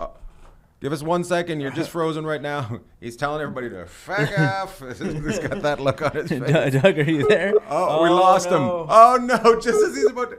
Oh man. Can we call him back? Yeah. Let me. Okay, we're gonna call him back. Here's the deal on this show. We talk to people via Skype, and 5G isn't a thing yet, so we haven't. I don't know. We lose them every so often, don't we? We lose some people. So Chris is gonna get him back on the line. I think we learned a lot about pools. But you see that pool and you just go, I want that. But you have to realize Doug has a business where he makes these, so he can, do that. So you have to, like he said, come up with your budget. You have to come up with your what you want it built out of. You want to do all that research. Oh, I'm looking at myself. I'm beautiful. My bad. Doug isn't online. That's what it said. Doug isn't online. Tecton, what was it? I can't quite remember, but let me just make sure of something else. By the way, I'm wearing the Raptors hat, just to let people know I'm not a basketball fan. I'm a Canadian fan, and Canada won the basketball championship, so I'm wearing the hat. So according to, there's a couple of things. So Patricia Frank says, have a safe 4th. Ian? Are we not getting back? Are we not going to be able to get back to Doug? I may not be able to get back to him right now. Okay, so when we will put it on our page, and I will put it in the we'll put all his information in the thing, right? Correct. Okay, so thanks, Doug. Thanks for calling in. Thanks for talking pools with us. I don't know about anybody else that really wants a pool, but I was chubbed up about that pool in the background, so it's pretty good. Oh, God damn it. Good damn it. That would be a lot of fun when that grotto, the water started coming down on it. He's sitting up there and he's eating a hot dog. Oh, my fucking God. That is what I want. That is what I want. Come on, Paul and Joe. I need a pool, and you can make it so. Okay, back to you. I was going to try and get... Well, no, I was just trying to... there's a couple of fans. Someone said July 6th was the basketball free agency. July 6th, but they were doing it the other day. Like they said, they spent $3 billion for free agency. They might be. They have the deadline. Might be the 6th, because the Lakers are doing a ton of moves right now, which I'm pretty excited. I like the Lakers, and but I'm a Clippers fan. I like the underdog. Yeah, they've been better for anyway. But I had a couple of fans. Sarah Newberger, is there a height requirement above sea level for an in-ground pool? Ooh, good question. Don't know, and I wish I could have had Doug still. We can ask. I can send that question to Doug, and actually we can put that up there and have Doug answer the question. Sorry that we didn't. Renee wasn't here to run questions today because he was getting his butthole looked at, so we didn't have that for you. Okay, so any other questions before we get going? So Christine Coelho, you should come to Turtle Rock, a whole clan of Renfros. That she's responding to there's like a bunch of Christopher Renfro is in there. There's another Renfro in this world. They're just excited about the fact that there's somebody with that lady with the last name that we couldn't pronounce is excited about the Renfros. Yes. Renfros. Well, that's awesome. And she also said that she wasn't. Oh, there's Doug. Hold on 1 second.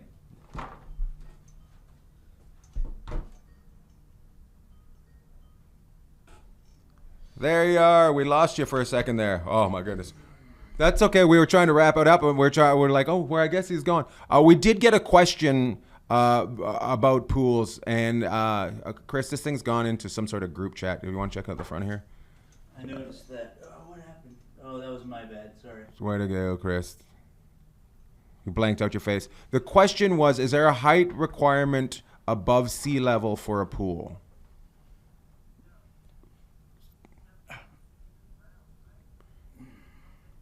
You could stick it anywhere you want. That's what I say. Stick it anywhere you want. As long as it's wet. As long as it's wet, you can stick it where you want.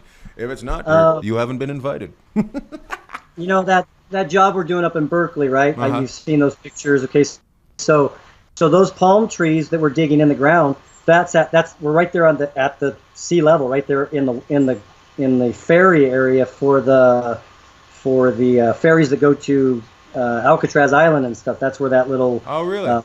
that little wharf is right there. Yeah, so people come in and jump off that ferry, but we're right at water's level. So when we dig down 4.5 feet, we have what we call pumping, which is water coming in from the ground or bottom and oozing up. So you have to kind of be aware of the depth that you are at. But yeah, it's you would just shore it up and you would just pump it. No big deal. Nice. Sarah, put your pool wherever you feel like. That's what you've just learned. So give everybody your socials and how to get a hold of you if they want to hire you and all that. So you can, like I said, you can catch me. Phone number. I mean, you suggest it? I would just put your website out there if you guys have a website.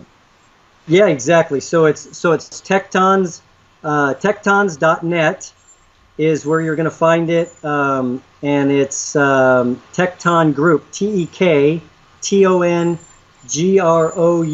Tecton Group, and that is going to be the website to go chase down. You'll find it just under there. Cool. And we'll also make sure we get it off you so we can post it right in the section where this posts, so they will be able to go. And do you want to put out your Instagram so they can follow you, or do you want to? Yeah, sure. It's Racer1698, or I should say Racer_1698.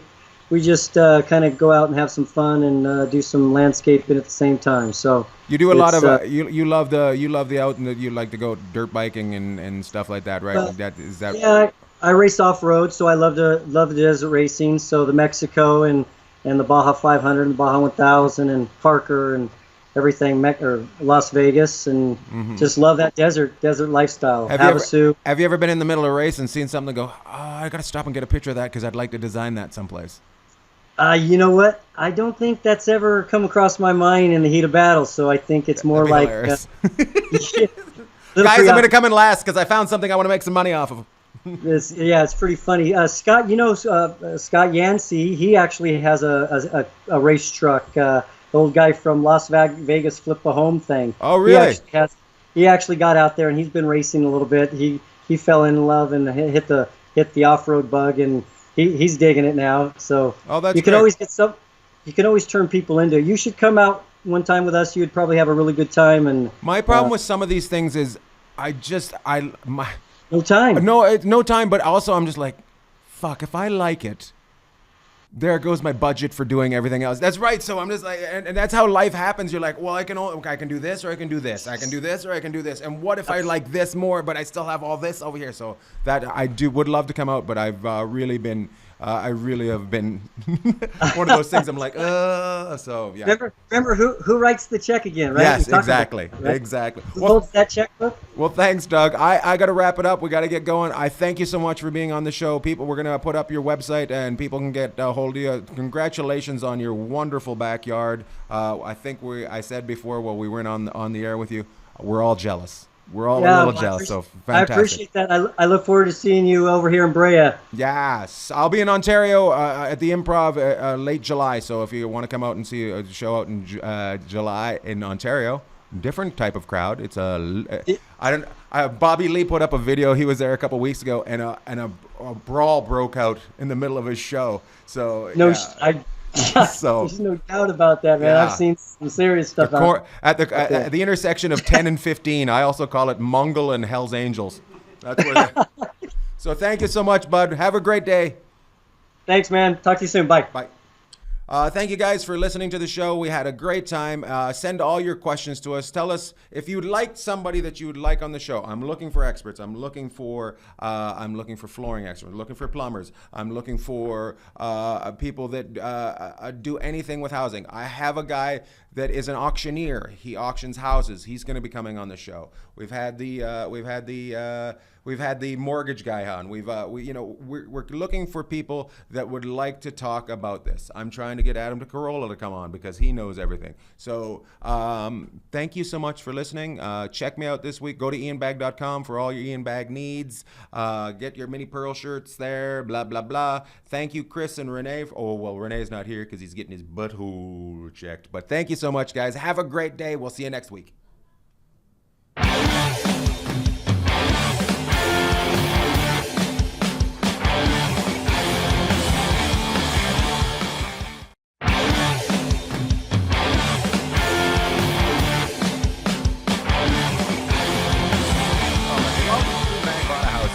show about me and Bagg buying a house on the eastern shore of Virginia, where my wife grew up. We bought a house so my mother-in-law can live in it, and we can go there whenever we feel like it and have a family vacation home. And we are building that house up to being a mansion family home. And I know nothing about housing. And if you tune in every week, you will learn that I do know nothing about housing and how to build things and contract and purchasing things and hiring people. You've seen me buy doors that don't fit. You've seen me buy windows that are not right. Casement is what I need, not the other kind. So I went through that again this week. And this week I have Bruce Clark all the way from California via Winnipeg, Manitoba, home of the Winnipeg Jets. I'm going to talk to Bruce in a second here, but we're going to talk to Renee and Chris, check in on their week, check in on my week as I just got back from Buffalo. Renee just said to me before I came on the show, he said, Ian, did you know there's a Canadian character in the new Toy Story movie? And I said, yes, that is Keanu Reeves. Our king of acting. He is in everything, and he is fantastic. He plays I think he plays what does he play, Renee? He's like a daredevil type of guy. Yes. Captain Canuck. Is he Captain Canuck? I don't know what his name is. He's something like that, and it's good because he's like an evil Knievel. Yes. But finally, somebody has given him a shot at being in a film. So that's good. He really needed that. I, on the other hand, was sent to Buffalo to do 5 shows for over 150 people.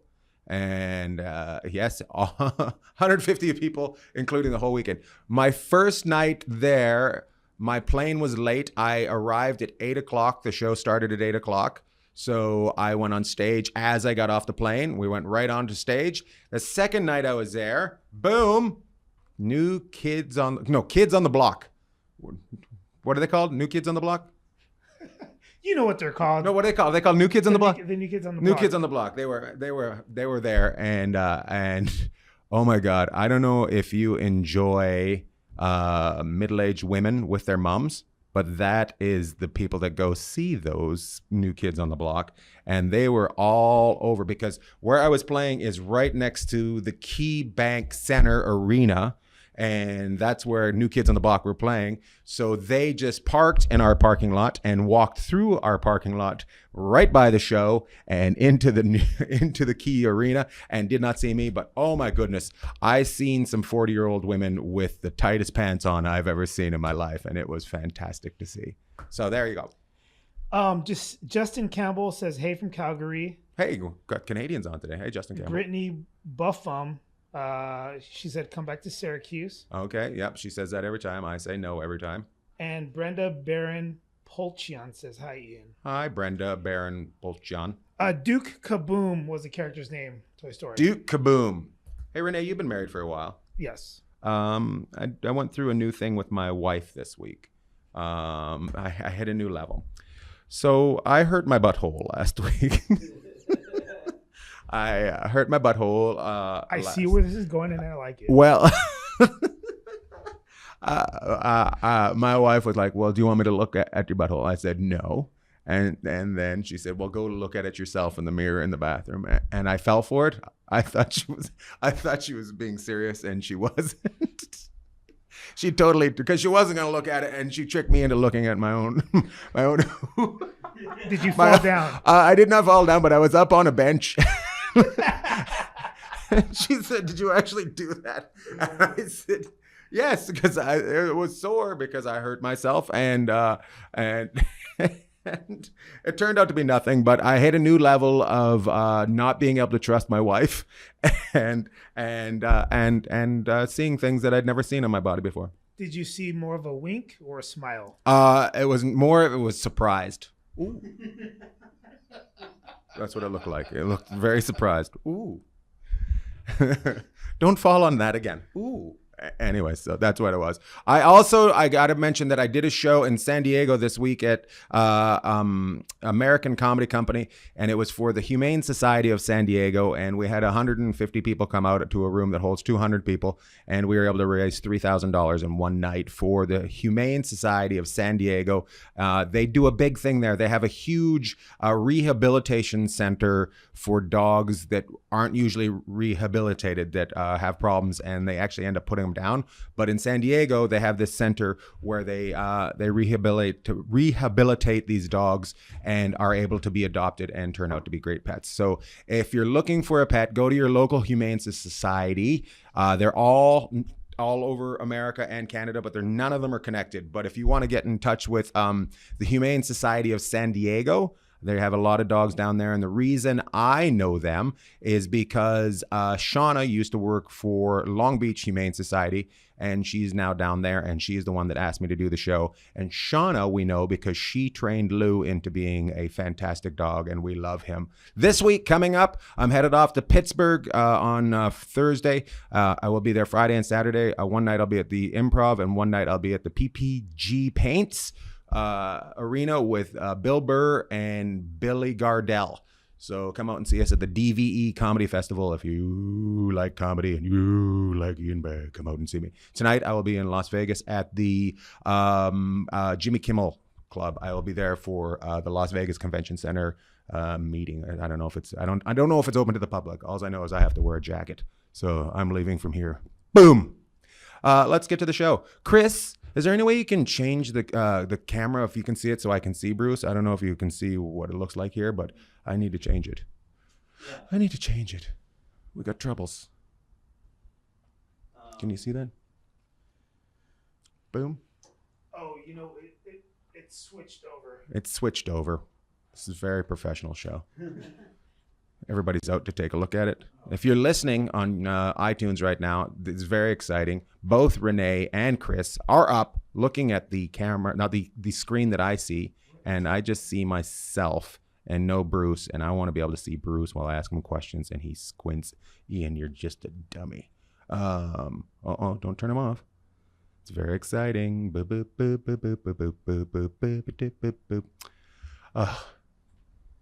I had a guy yell at me this week too, by the way. I love this one. This is my favorite thing that happened to me this week. I was crossing the street and I wasn't walking fast enough for him. And he said, "Come on, bitch tits, get out of the way." Made me laugh so hard. I lost my shit. So are we going to ever see Bruce? Is this a deal, or should I start talking to him right now? We've run into technical problems. I can hear you, Bruce. Can they hear Bruce? Yes, we can hear Bruce. Everybody can hear Bruce. Bruce Clark, welcome to the show. Stand up. I've known Bruce probably since I started, maybe a year or two after I started. I think you were living in Toronto at the time when I met you. Would that be right? No way.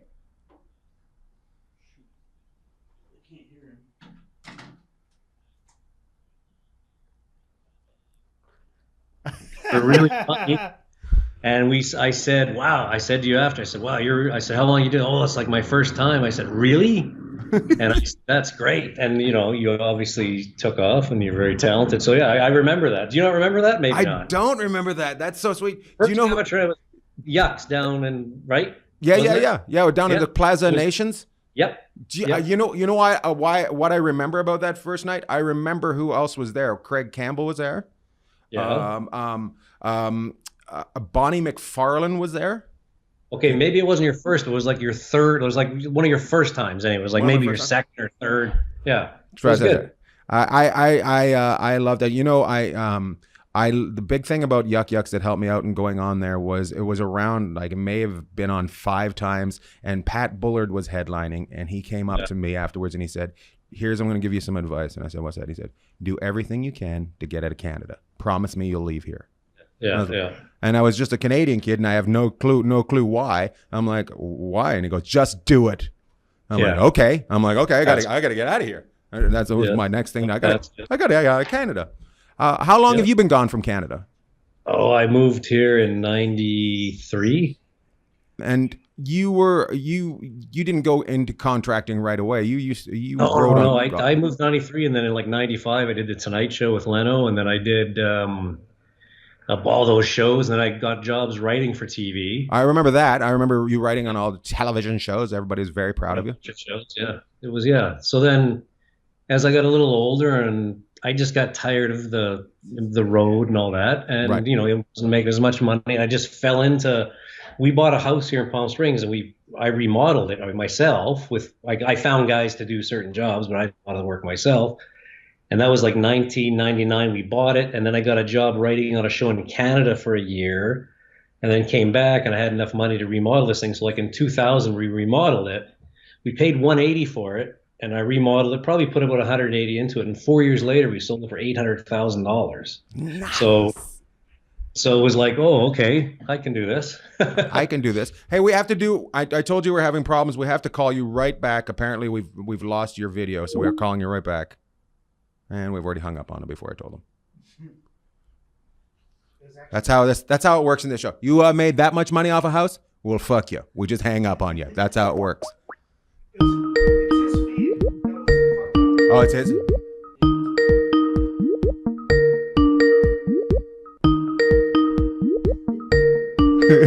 Can they hear this, or is it just silent? We're calling Bruce. We're calling Bruce. We're calling Bruce. Hello, Bruce. Yeah. We're back. Okay, we lost you there. Now, Yes, so we got to we got to the point where you sold the house for $800,000, and that's why we hung up on you. We don't like people making that kind of profit on this kind of show. Because you're Canadian. Yeah. You think it's some kind of capitalist endeavor that's How dare you? anathema to Canadians. How dare you? Did you share it with everybody else? No. So anyway, and then I was still doing stand up, and then I actually I was the head writer on the Caroline Ray show in New York. Uh-huh. So it was just after 9/11 actually. Right. So, and then I did that for a while, and then I had a few jobs, and then it kind of petered out. And then my neighbor asked me if I could remodel his house, but legally you can't do it because in California there's very strict contractor laws. Right. But we did it. He did it as owner builder, and I helped him out and we did it. And then eventually we bought a couple other houses and flipped them, and then I got my contractor's license, and then I built a $2.5 million house last year that's for sale. And I'm building another one for a client, and yeah, it just sort of snowballed. I'm Canadian. I'm from the prairie, so I have that work ethic. Right. And I was also taught to do it right and don't screw people over. So if you're honest and you do a good job and you show up, you can get a lot of work. That's great. Did you fall in love with it right away, or did you already have that passion for construction from growing up in the prairies? Well, my mother tells me that my father always shook his head and thought that kid's an idiot. He'll never be able to do anything. Because I didn't want to, like, my dad was a sheet metal worker for the railway. We were working class, and then on the weekends he would go hang gutters, which we call eavesdroff up there, right, and install furnaces, anything metal. And he would make me and my brother, when we were like 6, go help him. Right. So we were like 6 years old. He'd like go crawl into the house and pull that wire here, and So that's how we kind of learned. But when I got a little older, I didn't really, I had more of an artistic side. I didn't really want to do that. Right. So my parents thought I was a goner. But then when I started doing it, it's a creative thing too. So I really enjoy the process from start to finish. That's one of the biggest things that I've learned about buying this house. It is a creative process, and it makes your mind work in a similar way when you're coming up with ideas for stuff. So I think that's the reason that made me fall in love with this as I bought this house, because before I bought the house, I didn't appreciate it. But now learning how to change things and make your idea become reality is much like stand up to me. Yes. And then problem solving too is like when you're on stage, as and it's not going well, you got to shift gears. Right. It's tantamount to, like right now I'm remodeling this guy's house. I'm putting a huge roof over his patio and an outdoor kitchen. Well, we opened it all up, and it was like there was a lot of stuff we had to change from the plans because it didn't fit, and there was existing things. So it's just at first you panic because you think, oh no. Right. But then you go, okay, I got to figure this out. We got to problem solve. So it's all creative. And, even the artistic side of it, the finishes, the tiles and the colors and the countertops and all that, I think I have pretty good taste, but I always have a designer or somebody help with those choices, because I don't want to, it's a lot of work. I don't want to be bothered with that, but yeah. And, It's my wife has the final say on everything, and she's she has that talent. But I have that talent where I kind of direct things and make my cartoon mind. I show her my cartoon mind, and then we bring it back to reality. What is your expertise exactly? Like, I know you're a general contractor, but is there something that really stands out to you? Well, I sort, because it's Palm Springs, I've done a lot of mid-century and contemporary type homes, flat roofs and sleek lines and things like that. So that's what I like to work on. But right now I'm doing a Spanish house, but my skill set in this is organizing people. Like, it'd be like a producer in television, knowing which actor goes well with this part. Like, I have 6 of my own employees, and then I have a whole bunch of subs that I tap into. So you have to know who works well with certain people, what their skill sets are. Because my electrician is also a really great landscaper, and my plumber can do demo, and my other guy can do. They have different skill sets. So you can, as the GC, you have to be able to apply that to every job, and that makes it go smoother and faster, and it's more cost effective. That's great. That's great. When you walk into somebody's house, do you notice problems right away? Do you and if you do notice problems right away, do you say anything, or do you have to bite your tongue? Like, what kind of problems? Say you walked into my house and you noticed that my floors were a little bit uneven. Would you mention it to me right away? Well, of course, yeah. I'd say, hey, look, are you going to address this? Because you don't have to, but like, I remodeled my brother's house in Los Angeles a few years ago, and they had and their floor really swayed, but to fix it would have cost a lot of money. We just figured out how to put the new flooring down and make it a little better. But yeah, I would say something. Yeah, you would say something. So I was curious. And have you ever had as much like when you have a friend write a script and they ask you to read my script, and then you give them notes. Sometimes they don't appreciate those notes. Have you had somebody ask you to look at their house and not enjoyed what you've said about it? Well, one of my friends in Chicago who's a designer too. His line is always, "Well, you must like it." That's funny. But no, I mean, I'm just honest, and most people appreciate you when you're honest. I mean, I think, and I've never come across, most of the people I encounter are people that are doing pretty major renovations. So, but these two, and Palm Springs is like 90% gay men. I'm like one of the only straight guys around. But they must love that. You must like it. I love it. So I have these 2 clients. And most of them become pretty friendly, and they'll call me and say, "Hey, do you know a guy that can do this?" And I'll just give them information. I don't need to charge them more money as a contractor. But there's 2 guys and he was showing me all the things that he wanted to do. And I said, Ken, I said, I don't think these things kind of go together. I was trying to explain to him, and he wanted to put glitter in the grout for the tile. And I said, really, on the whole thing? He said, well, not the whole thing, just the little backsplash. I said, okay. I said, I know you're gay, but you're not that gay. And he laughed. We got along. But, I'll give him my opinion. I always say, look, it's your house. You're living in it. Right. But this is what I think. Take it or leave it, As far as finishes go, construction-wise, it has to be done a certain way. It has to be built to the codes and standards and all that. So you can't get away with, if the guy says, let's put a smaller header so I can put a bigger door in, well, you can't. You just can't. Right. So, I know you have a house still in the Winnipeg area. Yes. Is there codes that you notice that are different from Canada to California? California, yeah, it's crazy here. So because of the earthquakes, all the structural, for instance, I'm putting a roof over right now on this patio area that's going to become an outdoor kitchen for these guys. So there's two steel posts, and they're buried in a footing. And believe it or not, the footing is 4 feet wide by 4 feet wide by 5 feet deep, full of concrete. Oh, man. There's like 5 yards of concrete in these 2 footings, and that's all for shear strength. So the posts stay, stiff. Yes. Yeah. So yeah, they're totally different. California codes are totally different. If you were to do that in Winnipeg, would you be able to? How would you be able to get away with it? Maybe just about a foot by foot. Yeah, it would be like, well, Winnipeg, you have to get below the frost line, but it would nowhere near. you would, first of all, it wouldn't be steel. Right. It wouldn't be a steel post, to be a wood post, and there'd be a little hold down, but that's it. Yeah, no, it's crazy. It's very expensive. As far as insulation up there compared to down here, is it a different code coming to insulate something? The only difference is you don't use vapor barrier here, so because there's no hot and cold meeting and creating condensation. So, but they have a thing in California called a Title 24, and that's all your energy codes.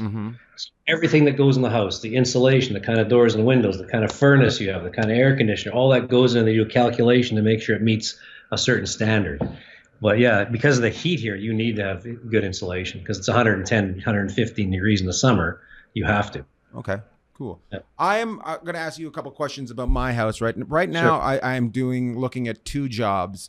I'm looking at getting the floor done. We're putting in some sort of wood type flooring.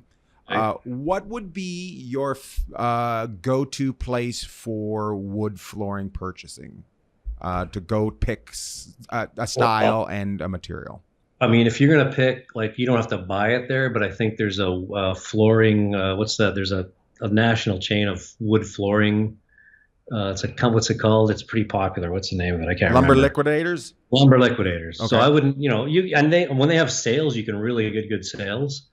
But you can check their products out because they have a vast array. But I would check out a local, if there's a local store that you can work with and get a price from them, because Lumber Liquidators is you're not going to get the same service. Right. But yeah, so if you need a little extra or something, So you would go with a local company just for the extra service and the extra. Well, I give them a chance because if their prices might be, even if their price is a little bit higher, I think it's worth it to give them the business and also, just like I say, for the service. And they're going to be really knowledgeable about the product, whereas Lumber Liquidators, they're just hiring some guy usually, and he doesn't know anything about how it's supposed to be installed, or so usually. So question: you think that the local place will actually do the work rather than sub it out like a national company would? Some might have an installer on staff, and they might be able to give you an installed price too. Would you try to stick with the company that has the installer on staff? If do your due diligence and find out what the reputation is, but yeah, because. Because if then it's first of all, it's easier. You don't have to go hire a guy to install your floors, and that's always a crapshoot. And if he does work for that company, chances are he's really good at it. So, and faster. So, usually that's paid by the square foot when you install material like that. Mm-hmm. But yeah, and it's got to be done right. And if you're installing wood floors, you got to make sure that you're using either a waterproof glue or you're putting something down to keep the moisture out. There's all kinds of things. Everything, people think everything's easy, but there's all kinds of things you need to know. There's so many different, every time I think I've got something, there's 8 more questions that I learned that I need to ask. Yeah.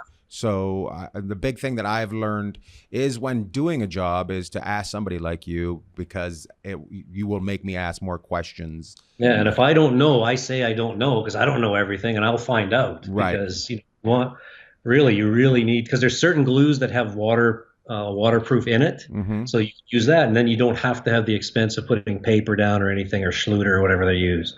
So there's different tricks too. You can save money and still do the job properly. Okay, thank you so much on that. I will actually. We're headed. But as far as wood flooring goes, so your first, depending on what you're going to do not use laminate flooring. It's junk. Use either an engineered flooring, which is basically an engineered piece with real wood on top. Mm-hmm. And ask the people too if it can be refinished at any point, because in 10 years you want to refinish it.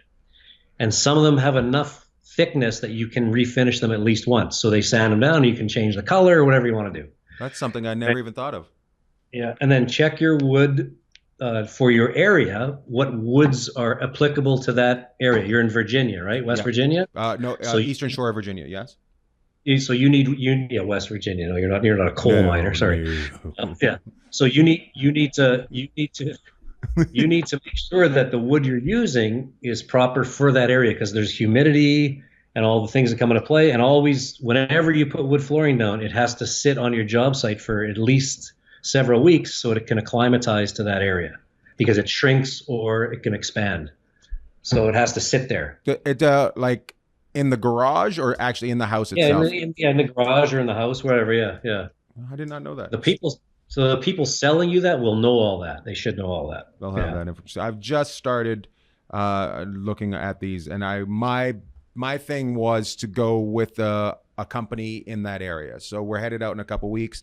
I said I want to go to at least 2 to 3 places and get to meet the people and choose from there. And I don't mind paying a little bit extra if the work's going to be done right, and I'm going to have somebody in my Rolodex forever. Yeah, and usually the rule of thumb is the cheapest guy you never want to use, because there's a reason he's cheap. And I mean, I'm not the cheapest. I'm maybe not the most expensive here, but it's done right. And if there's a problem, I come back and I fix it. That's a big thing. I think that's a great thing you just said, that I don't think we've ever said on this show, the cheapest is not the way to go. Never. I've had lots of calls from people that, and the problem with the cheapest is a lot of times you'll start the job and the guy will disappear on you, or he'll get some money. And, you got to make sure you do your, get references, make sure that people tell, usually the best way to find a contractor is find somebody who's had a lot of work done. And if he really likes the person, you're probably in pretty good shape. Check out when you see somebody, say, who did that work for you? Yeah. And ask the people, was he good? Was he timely? Does he show up when there's a problem? Those are great questions. We're also putting in a fence. Would you go? I was thinking, and this maybe you might change my mind here. I was thinking of just going to Lowe's and working with them, but I have to put. No, you're already shaking your head. I haven't even told you what kind of fence. Never hire from Lowe's. No, because what they do is they just sub it out, then they take a piece, so you're paying extra. So find a really good fence guy that builds fences and, hire him. That's what I would do, or her. I have to put in a certain cast iron fence is the problem. It's because it's in a area that you have to match the other ones. So yes, there must be people that do it, find out from your neighbors who did theirs, or, that's what I would do. If you were, question for you, and I know you haven't seen the property, how many gates would you put in a fence? It's a half-acre lot. Right. Would you put in a couple big areas where you can open up where a truck can drive through if you have work done? Would you? Unless you're thinking you need to get a truck in there, but I'd have a gate on each side of the house for sure, and make sure the gate's 4 feet wide, because at 3 feet sometimes you can't get things through. 4 feet's much better. At least that's minimum. But if you're thinking of having an RV or something, then you got to rethink it. Right. Yeah. The reason behind it was I was thinking in a year or two I'd like to put in a pool. So I just don't know but I'm guessing they'd probably.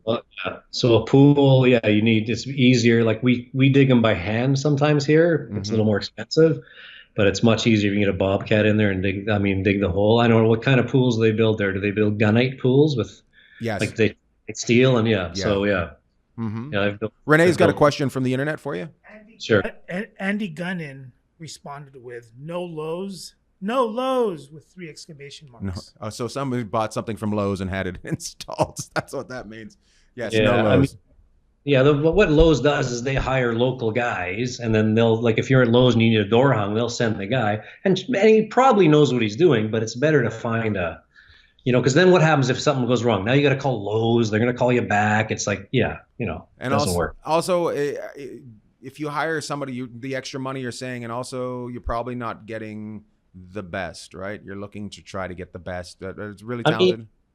In my experience, the guys that work for Lowe's and Home Depot, usually when there's really a lull in construction, they get some decent people because they're looking for work. Like they'll actually have electricians working in their electrical department, but it just depends who, I pay the guy that hangs my doors, he charges me $50 an hour. Right. So the guy at Lowe's, they're probably paying him $20 an hour. Well, who's going to work for 20 or 50, right? I mean, you got to, right? Right. So you got to make your choices smart. If you don't know how it's supposed to be done, that's when you're really vulnerable. So you don't, like when the guy hangs his door, if you're watching him, if you don't know how a door is supposed to be hung, he could do the worst job and you wouldn't know. Right. So it, It's one of the things that's why you need to hire people that really know what they're doing. And, you know, Well, that's my biggest problem when I have somebody do something. Sometimes they'll just say things to me, and because they know that I don't know what I'm talking about, I'll just agree with them. I'm like, yeah. So they can completely lie to you. That's why I'm trying to learn all this stuff so I can I do it right now. In our California place, I need to change some electrical outlets, and I wish to hell I could do it myself, but I know I can't. Electrical is very easy. I mean, that's one of the things that a homeowner can do. Actually, if you know, missing these fingers from electricity.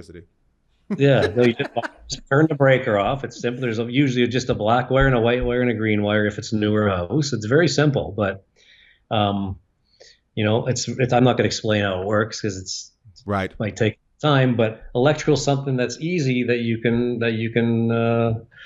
do yourself. Do you think if I watch something on the internet like a YouTube video, I could change a couple of electrical outlets? Yes, easily. All right, we're gonna have you. We're gonna make sure you turn the breaker off. Make sure I turn the breaker off. I'm gonna have you back in a couple of weeks and a month, and I'm gonna have change those electrical things myself, and I will have a review from my wife on how they work. Breaker off, and also buy a really cheap little tester that tells you if there's power or not. They're like $6, and then you put it in the box. For sure, there's no power. Then you can go to town. Just make sure the whites are with the whites and the blacks are with the whites. It's like a segregated America. That's what you. But the electrical thing, you saying you know nothing, reminds me of that scene in Mr. Mum where Martin Mull comes in and he's dating the Michael Keaton's ex-wife, and he's like renovating the house, and he goes, "Oh, what are you doing? Oh, you're doing some electrical. What do you got? 220?" And Michael Keaton's, "Yeah, 220, 221, whatever it takes." Yes, well, that's exactly me right there. Renee, do we have another question from the internet before we're going to let Bruce go? I'm trying to figure out what it means. It says, Joseph Gasparian. Is there laws in California for when and how much you pay contractors as the job goes on? Yes. Okay. There's the answer. So there's not a law that says you can only charge so much, but there's a law that says when you sign the contract, you're only allowed to take 10% or $1,000, whichever is the most, and then after that, it's basically you're on your own. So that's the only law that governs payments and money. But the California State Licensing Board, which is the governing body of contractors, they have a pretty intense investigation team. So if someone really burns you, or you feel that you're being not looked after as you're supposed to be, you can call them. They'll do an investigation. But as far as how much, no, you can, if you go tell a guy it's $10,000 and it really is a $500 job, it's buyer beware still, Okay. All right. One more question, and then we're going to let you go. When you do the work, do you have to hire some sort of permits to shut down the parking around the house or anything? Or is that, I've never had to do that because it's just the geography here. We don't have to do that. I mean, if you build a house, you have to put a fence around it with coverings. So it's for aesthetics and also for safety if you're doing a huge job. But no, I've never had to shut parking down or anything like that. I've had to ask people to move their cars when I was doing my brother's out of LA. Right. Because dumpster right in front of the house on the street. Every city's different. Some cities let you put it on the street. Some cities don't. But yeah, I've never had a real issue with that. All right. And if people want to get a hold of you and they're in the Palm Springs area, how can they get a hold of you for your business? Oh, well, it's Can-Am Developments is the name of the company, and just call me at 760-408-3827. Nice. Love it. Thank you, Bruce, for dropping by. And I'd love to have you back on the show in a couple weeks, a month, and I'll let you know how my electrical changing goes. Remember, don't put your tongue on the wire. That's the other secret. And keep your whites with your whites and your blacks with your blacks. That's right. Yeah. Okay. Thanks. Thanks, Bruce. Have a good day. Bye-bye. Oh, my goodness. We learned a lot there, my friends. I'm going to do some electricity. I'm going to do some electrical work. I'm going to get my fingers blown right off my body. Oh, got to turn off the breaker. That was what he said. My dad always said that. He'd always have me turn off the breaker. So Jeffrey Paul said, just hold on. Just hold the wires in. You're all the electricity the house will need. Jeffrey Paul thinks he's fantastic because he won the Stanley Cup a couple weeks ago and he's probably going to get a ring. That's why Jeffrey's all telling you'll be fine because he's still drunk from the Stanley Cup parade. By the way, I don't know if we can put this up, Chris. I'll send you a couple clips later. It's from the parade, the Stanley Cup parade. One of the guys falls off the float, and one of the guys throws up in the car that he's on in the middle of the throat, in the middle of the float. He just pukes all over the car, and it looks like, even better, it looks like the the Kennedy assassination. Because he's sitting on the back of the car like how Kennedy was. Like a Zapruder film? Oh, it's so funny. It looks like, and back and to the left, and back and to the left. We got to take a look at that. Hey, I know I started something a couple weeks ago and I've shown you guys, I'm looking around the room. I've shown you guys things that I've found for the house that I think are great. I would like you to send me what you think that I should know that I need for my house. So what you do, take a video or take a picture of it and give a description and just send it to Ian Bagg Bought a House on Facebook, and we will feature you in the show. We're going to do that, okay? I'm going to do a couple more minutes here, and then we're going to get out of here. We're going to take a couple questions because I've got to get on a plane to Las Vegas, Nevada, do a quick show out there. Sarah Newberger liked Bruce. She said, Bruce is great. You should bring him back sometime. And she said a double gate is really handy. A double gate. Double gate. So the double gate is the one that opens up, and then is that so you can fit a truck through, Sarah? I'm guessing. I just don't know. I don't want my terrifying part is that I've sealed the whole thing off, and now I have to tear it down to get something in there. So I think it needs to get a gate. So I will be looking for a fencing company. If my father-in-law is watching this, I'm looking for fencing, and I'm also looking for wood flooring place. And I've got to learn. I got to do some I got to do some investigating on what floors will be the best for the Virginia area. So if anybody's from out there, any more questions from the internets, the World Wide Web? Here's a comment from PJ Law. Fuck you, PJ. So check if the wires are alive by touch on back of hand or knuckles. I'm pretty sure I can say this again. Fuck you, PJ. What you do is you put them on the back of your knuckles, and if you fly across the room, that means that they're still on. He said if it's live, your hand will close to a fist anyway from the wire by not gripping it and killing you. So if it's away, that makes sense. Oh, I like that's a PJ Law right there. What you got there? If the wires are live, they'll kill you. If the wires are live, you won't be. PJ Law. Thank you, PJ. Well, we're gonna wrap it up. One more thing. What do I got? Anything else I need to say to you? How long have we been on this, Chris? 40. We got to wrap it up. Thank you, ladies and gentlemen. I know we had some technical difficulties. Make sure you send me questions. Make sure you follow me on everything. Just follow me. Fucking make my career great, you sons of bitches, motherfuckers. I know I'm not supposed to say that. I'm supposed to say, hey, everybody, remember, Jesus is your friend. Oh, Renee's got another question. So your response to double gate, she's like, it doesn't look much different, but it gives access to trucks and riding mowers, etc. Boom. Done. Getting a double gate. Thank you, guys. Stay gold, pony boy. Todd